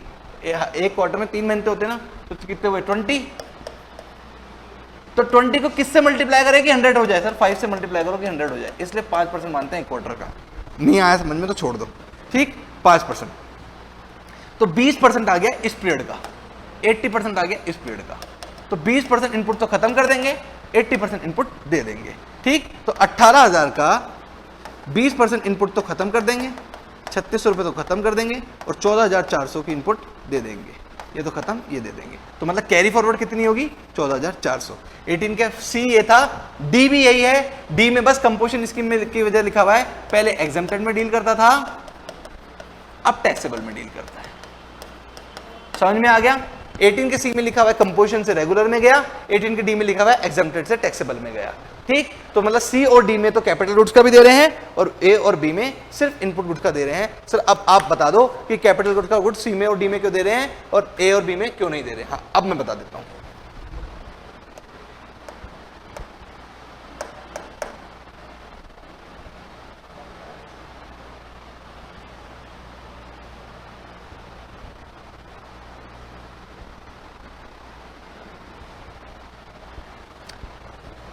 देखो बच्चों, 18 के 1 में, ए में, बी में शुरुआत में आपके पास रजिस्ट्रेशन ही नहीं था, पर 18 के सी में और डी में आपके पास शुरुआत में रजिस्ट्रेशन तो था, पर आप आईटीसी क्लेम नहीं कर पा रहे थे। क्यों नहीं कर पा रहे थे? क्योंकि आप या तो कंपोजिशन स्कीम में आते थे या फिर एग्जम्प्टेड में आते थे। तो जब आपके पास रजिस्ट्रेशन तो होगा तो सरकार आपको कैपिटल गुड्स भी देने के लिए हाँ कर देगी, पर अगर आपके पास रजिस्ट्रेशन ही नहीं होगा तो सरकार आपको कैपिटल गुड्स पे भी कैपिटल क्रेडिट देने से मना कर देगी। ये बात है। रजिस्ट्रेशन तो था सीओडी में, इसलिए कैपिटल गुड्स का दे दिया। थोड़ी रियायत बरती है क्योंकि ये शुरू से सरकार के साथ उठते बैठते थे, चाहे सरकार को इनपुट इनको लेने देती हो नहीं देती हो, पर सलाम ठोकने तो सरकार को आते थे। ठीक है, ठीक है। लाइफ में हरदम बहुत अच्छे कर्म करने हैं बच्चों, ठीक है। पढ़ाई करते वक्त अपने भगवान को, अपने इष्ट को हरदम याद करना है। जो नॉन बिलीवर्स हैं, नहीं होते, बिलीव लिया हो बच्चों टाइम पे तो अच्छा होगा। या तो मेरी बात मान लो। सर आप कौन होते हो? आपकी क्यों बात मान लें? आपकी पढ़ाई तक मान लेंगे, मान लो ना यार, उसमें भी मान लो, तुम्हारी भलाई के लिए कह रहा हूँ, ठीक। 18 का 1 हो गया। 2 क्या कहता है? सर इसमें भी तो निकाल दो, 2 कहाँ है? हाँ चलो इसमें भी निकालते हैं, इसमें भी निकालते हैं। 18 का 2 आ गया, ये रहा 18 का 2। इतना सी बात कह रहा है, 18 के 2 इतनी सी बात कह रहा है मेरे प्यारे प्यारे बच्चों, कि जब भी आप आईटीसी बुक करने बैठे, मान लो 18 के 1 की वजह से आप बाद में आईटीसी बुक करने बैठे, पहले नहीं मिलती थी अब मिलने लग गई है ना, तो अब आप 18 के 1 की वजह से आप आईटीसी बुक करने बैठे तो इनवॉइस लिखा होगा। आईटीसी बुक करने के लिए इनवॉइस चाहिए। 16 कंडीशन में पहली कंडीशन पड़ी थी, 12 कंडीशन में से, हाँ इनवॉइस। तो इनवॉइस 1 साल से ज़्यादा पुराना नहीं होना चाहिए जिसके दम पे आप आईटीसी बुक कर रहे हो। आप आईटीसी जब ही बुक कर सकते हो। 18 का 2 क्या कह रहा है कि आप आईटीसी जब ही बुक कर सकते हो जब बुक करने बैठे हो, जो इनवॉइस जो है ना, जब बुक करने बैठे हो, जब इनवॉइस जो है ना आपके हाथ में, वो 1 साल से ज़्यादा का पुराना नहीं होना चाहिए। अगर वो 1 साल से भी ज़्यादा पुराना हुआ ना तो फिर आप आईटीसी बुक नहीं कर पाओगे। ठीक है, बस खत्म। इतनी सी बात कर रहा है 18 का 2। 18 का 2 बाकी बातें क्या कहता है कि भैया अगर आप 2 लाख रुपए से जिस दिन बुक करने बैठे उस दिन 2 लाख रुपए से भी ज़्यादा का आईटीसी बुक करने बैठे हो तो आपको साथ में सीए सर्टिफिकेट भी चाहिए। सर सीए में भी लिख रखा है, सॉरी बच्चों सिर्फ मेरे को इजाज़त है, तुम्हें नहीं है। ठीक, सीए में सर्टिफिकेट नहीं चलेगा, सीए सर्टिफिकेट चलेगा। ठीक, कंटेनिंग ये सारी डिटेल भी होनी चाहिए, है ना। इंपॉर्टेंट पार्ट पढ़ लेते हैं। अब 18 का 3 पढ़ा दो सर। हाँ ये हुई ना बात। 18 का 3 कहता है कि आपने सेल ऑफ रनिंग बिजनेस जब बेच दिया तो क्या है, यहाँ पे ए ने, राम ने श्याम को नहीं, राम ने कृष्णा को क्या कर दिया, अपना एग्जिस्टिंग बिजनेस बेच दिया। अगर राम ने कृष्णा को अपना एग्जिस्टिंग बिजनेस बेच दिया तो यहाँ पे जो जीएसटी नंबर होगा, जो यहाँ पे 3 बुक पॉकेट्स होगी, ई क्रेडिट लेजर जो होगी, सर बारी बात तो सारी इनपुट की चल रही है क्योंकि इनपुट टैक्स चैप्टर का नाम है। तो जो ई क्रेडिट लेजर में पैसा चढ़ा हुआ होगा, इनपुट पैसा चढ़ा होगा, वो तो राम के पोर्टल पे चढ़ा होगा, राम के जीएसटी नंबर पे चढ़ा होगा, क्योंकि जीएसटी नंबर पैन नंबर से मिलकर बनता है। तो ये अलग होगा राम का जीएसटी नंबर। और जो बिजनेस खरीदेगा, कृष्णा खरीदेगा, द्वापर में कृष्णा आएंगे ना, जब है ना, तो द्वापर में जब कृष्णा आएंगे तो वो अपना पैन नंबर लेके आएंगे, अपनी आइडेंटिटी लेके आएंगे, तो उनका जीएसटी नंबर अलग होगा। ठीक, तो कृष्णा का जीएसटी नंबर अलग, राम का कृष्णा अलग, काम तो दोनों सेम करेंगे, धर्म की स्थापना। ठीक, तो मतलब दोनों सेम बिजनेस चलाएंगे। तो जब सेम बिजनेस चलाएंगे तो ये ई क्रेडिट लेजर, राम के सारे गुण कृष्णा में भी आने चाहिए क्या? हाँ ज़्यादा ही आए थे वैसे तो। ठीक, क्योंकि राम का कृष्णा का युग थोड़ा छलिया वाला युग था, तो इनके में थोड़े गुण, विष्णु में जितने गुण है ना उससे थोड़े से गुण ज़्यादा कृष्णा लेके आए थे। तो ई क्रेडिट लेजर में थोड़े से ज़्यादा ये का ये अमाउंट आना चाहिए ना। सर कैसे आएगा? इसका तो जीएसटी नंबर अलग है, इसका जीएसटी नंबर अलग है। तो यही तो कह रहे हैं इसमें कि आपके कृष्णा को फाइल करना पड़ेगा एक फॉर्म ITC 02, ये रहा ITC 02 फॉर्म को फाइल करना पड़ेगा आपके कृष्णा को, जिससे कि राम की बुक्स में जितना भी ITC पड़ा है वो सारा का सारा कहाँ आ जाए, कृष्णा की बुक्स में आ जाए। इतनी सी बात कहता है आपका 18 सबसेक्शन 3। सर 4, 5, 6 पे आ जाएं? हाँ सर आओ ना, मैं तो चाहता ही तुम फटाफट से बढ़ो आगे, फिर मैं भी घर जाऊं, तुम भी घर जाओ। ठीक, 18 का 4 क्या कहता है सर? यहाँ निकाल लो पहले। हाँ सर, कुछ ज़्यादा बात इतने हार्ड नहीं कहता, इतनी सी बात कह रहा है कि पहले आप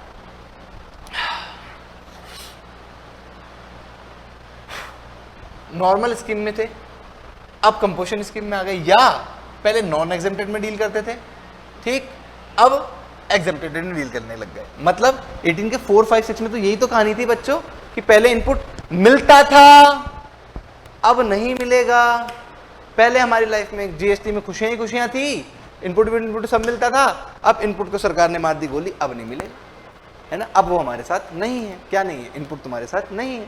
ठीक, मैं तो तुम्हारे साथ हमेशा हूं, है ना।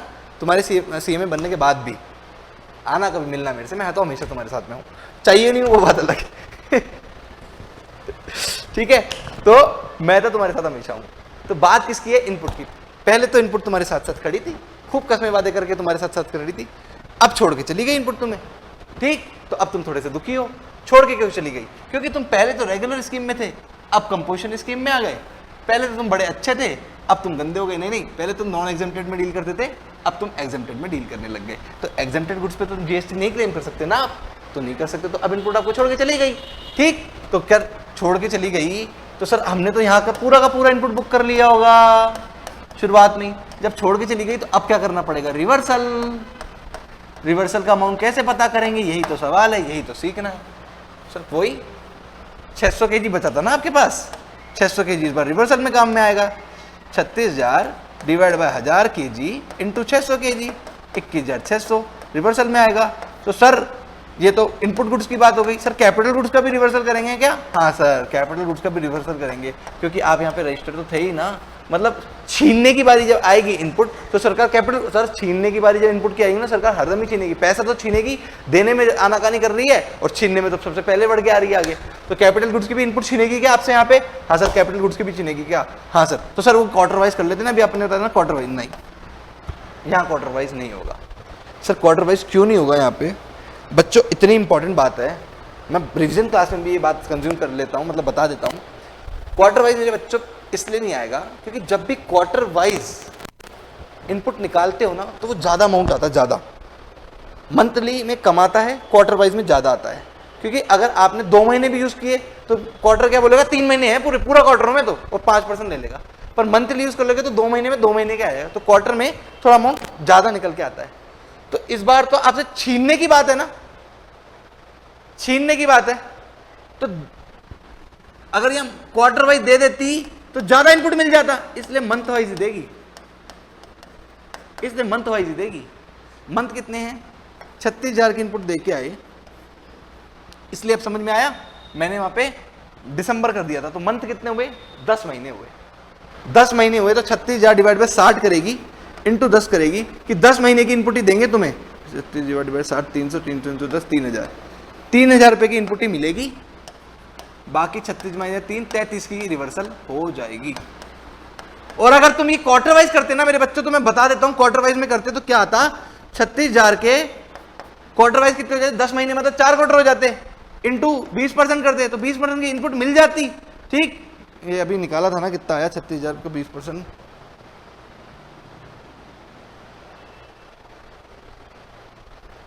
7200 रुपए।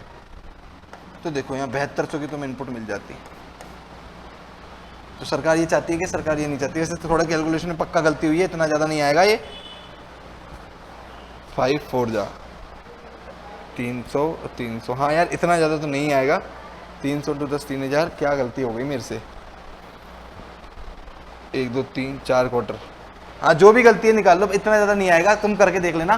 ठीक, क्वार्टर वाइज कितना मिलता है और नहीं मिलता। तो यहाँ पे क्वार्टर वाइज इसलिए निकाला क्योंकि इस बार सरकार को छीननी है ना। तो अगर क्वार्टर वाइज दे देते तो ज़्यादा चली जाती, इसलिए मंथ वाइज ही दी। ये हो गया आपका 18 का 4।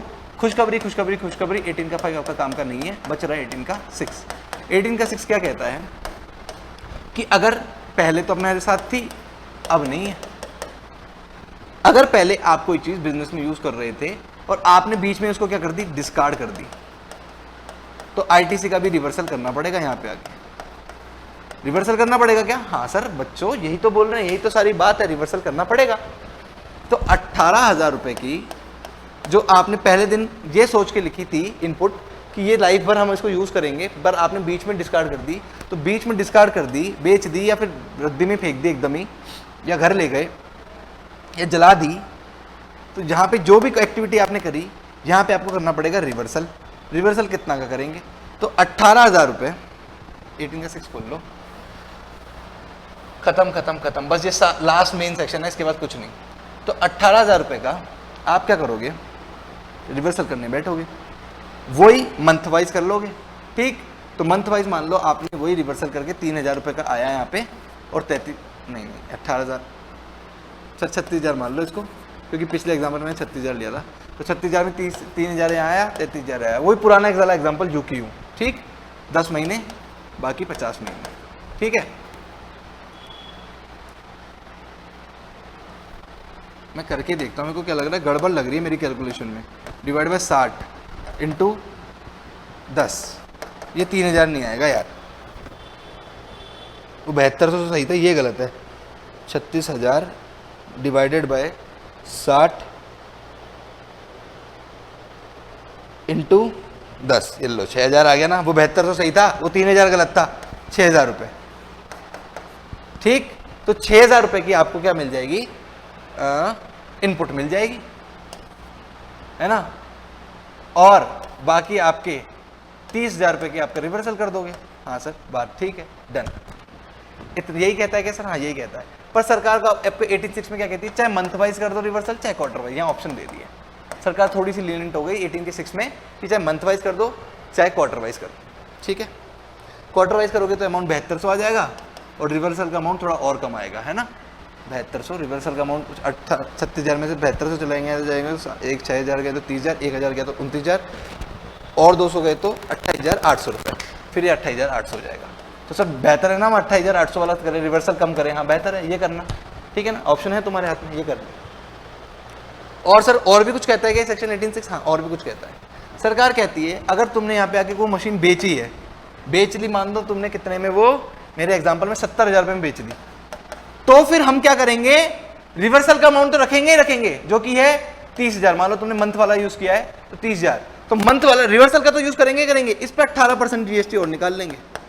18% की अगर रेट है तो 17,000 का 18% कितना होगा, रीजन नहीं बता पाऊंगा क्यों सर। 70,000 रुपये का 18% कितना होगा, इंटू 0.18, 12,600। फिर हम दोनों में हायर देखेंगे, 12,600 और 30,000, विच एवरेज हायर, तो 30,000, तो 30,000 का रिवर्सल करेंगे।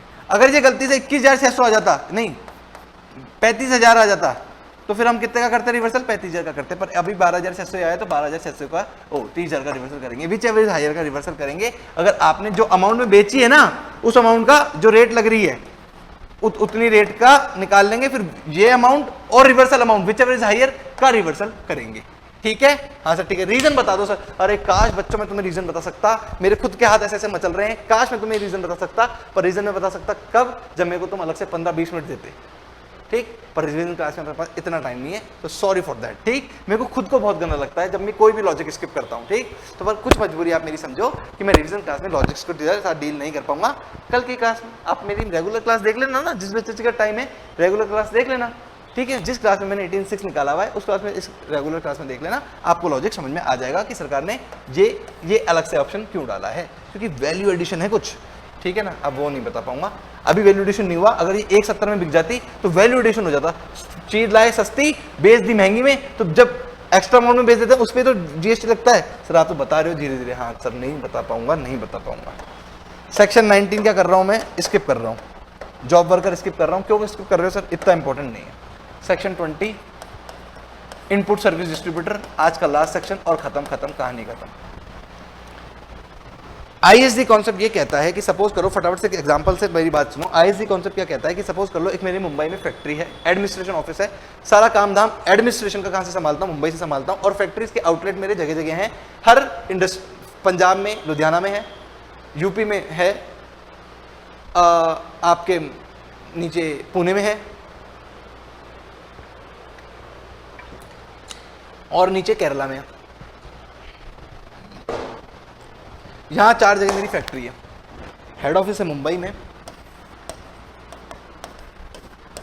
फैक्ट्री है लुधियाना में जो कि पंजाब में है, यूपी में, पुणे में जो कि महाराष्ट्र में है, और आपकी केरला में। 4 जगह मेरी फैक्ट्री है। यहाँ की फैक्ट्री की प्लांट एंड मशीनरी खराब हो गई, मैंने मैकेनिकल इंजीनियर को ऑफिस में बुलाया और बोला ठीक करके आएगा क्या, बोला ठीक करके आऊँगा, ठीक, बोला ठीक करके आ जा। तो वो ठीक करने गया केरला की मशीन, ठीक करके आ गया, पैसे मांगने मेरे पास आ गया। ठीक, पैसे मांगने आ गए। सबके जीएसटी नंबर अलग होंगे क्या? हाँ सर, सबके स्टेट अलग अलग है तो सबके जीएसटी नंबर अलग अलग होंगे, ये तुम्हें पता है अच्छे से। ठीक है सर। सर जबकि जीएसटी नंबर आ गया, पैसे मांगने मेरे से मैं आ गया, मैंने उसको पैसे दे दिए, उसने बिलिंग मेरे नाम पे कर दी, पैसे दे दिए। पैसे में मैंने 2 लाख रुपए तो उसकी फीस दी है और 36,000 रुपये की मैंने क्या करी है, जीएसटी दी है। अब 36,000 रुपये की जीएसटी की इनपुट कहाँ खड़ी हो गई? यहाँ खड़ी हो गई। 36,000 रुपये की इनपुट की जीएसटी यहाँ खड़ी हो गई और यहाँ पे सिर्फ आउटपुट ही आउटपुट खड़ा है, यहाँ सेल्स हो रही है। यहाँ आउटपुट टैक्स लायबिलिटी है नहीं क्योंकि यहाँ सेल्स ही नहीं है। अब ये 36,000 का रख के करूँ क्या मैं? अरे ये 36,000 इसकी है, इसके लिए इसको दे देना चाहिए, दूं कैसे? इनपुट सर्विस डिस्ट्रीब्यूटर, गुड्स नहीं लिखा है यहाँ पे, input goods and service distributor नहीं है, मतलब सर्विस ली है। अगर आपने किसी अपनी ब्रांच के लिए हेड ऑफिस ने उस पे जो इनपुट खड़ी हुई है 36,000 रुपए की, उसको बांट सकते हो क्या? हाँ, उसको डिस्ट्रीब्यूट कर सकते हो। ये कॉन्सेप्ट है आपका इनपुट सर्विस डिस्ट्रीब्यूटर। कैसे सर? बस टर्नओवर के बेसिस पे डिस्ट्रीब्यूट कर सकते हैं। ये है आपका इनपुट सर्विस डिस्ट्रीब्यूटर का कॉन्सेप्ट। कौन सा टर्नओवर? प्रीवियस ईयर का टर्नओवर। प्रीवियस ईयर हो नहीं तो करंट ईयर का टर्नओवर। ठीक, क्योंकि ये इनपुट इसकी है, इसको जानी चाहिए। ठीक, अलग से रजिस्ट्रेशन लेना पड़ता है क्या? हाँ सर, सेक्शन 24 में इसका भी नाम लिखा हुआ है, अलग से रजिस्ट्रेशन लेना पड़ता है आपको इनपुट सर्विस डिस्ट्रीब्यूटर के लिए भी। ठीक है सर, इतना सही था क्या? हाँ सर। रिवीजन क्लास में आज आपकी रिवीजन क्लास, बोलो और इससे जल्दी क्या लोगे? आपका पूरा आईटीसी चैप्टर एक दिन पे 2 घंटे में कंप्लीट, मतलब 2 घंटे से ज्यादा का नहीं था क्या? अरे ये तो समझाने में लग गए 2 घंटे। यहाँ पे भी मैंने कितना समझाया, खुद से करोगे तो 10 मिनट 15 मिनट, चलो 15 मिनट में पूरा आईटीसी रिवाइज हो जाता है खुद से करोगे तो, क्योंकि आता है ना, समझाना थोड़ा ना किसी को। हाँ सर ये आता है क्या? हाँ इसमें ये था, इसमें ये था, इसमें ये था। दिमाग तो इतनी जल्दी रिकॉल करता है ना फटाफट से। ठीक, 2 घंटे तो मेरे को समझाने के लग गए। अगर खुद को रिकॉल करना होगा तो तुमसे 10 से 15 मिनट में तुम्हारा पूरा आईटीसी रिवाइज हो सकता है विद एक सेक्शन। सेक्शन 16 की 12 कंडीशन, फिर आपके 17 1 2 3 4 5 6 क्या थे, फिर 18 का 1 ABCD क्या थे, 2 क्या था, 3 क्या था, 4 5 6 क्या था, 5 काम का नहीं था। फिर सेक्शन 19 जॉब वर्कर जो अपन ने छोड़ा है, सेक्शन 20 ISD कॉन्सेप्ट जो आपने अपन ने पूरा कर लिया। क्या था? इतना सा। मतलब आपने जब सेक्शन के नाम बोले तब हमारे दिमाग में चला था सर अपने इसके अंदर हमने क्या क्या पढ़ा। 2 मिनट में हो गया, 2 मिनट में हो गया। हाँ सर, इतनी अगर पढ़ाई तरीके से करता है बच्चा, उसका रिवीजन उतनी तेजी से होता है। ठीक, तो ठीक है, आज आपसे लेते हैं बाय, अलविदा। कल मिलते हैं अपन किसी नए चैप्टर के साथ। रिवीजन क्लासेस चलती रहेगी और आपका हमारे साथ यूं ही बना रहेगा। ठीक है, ओके सर।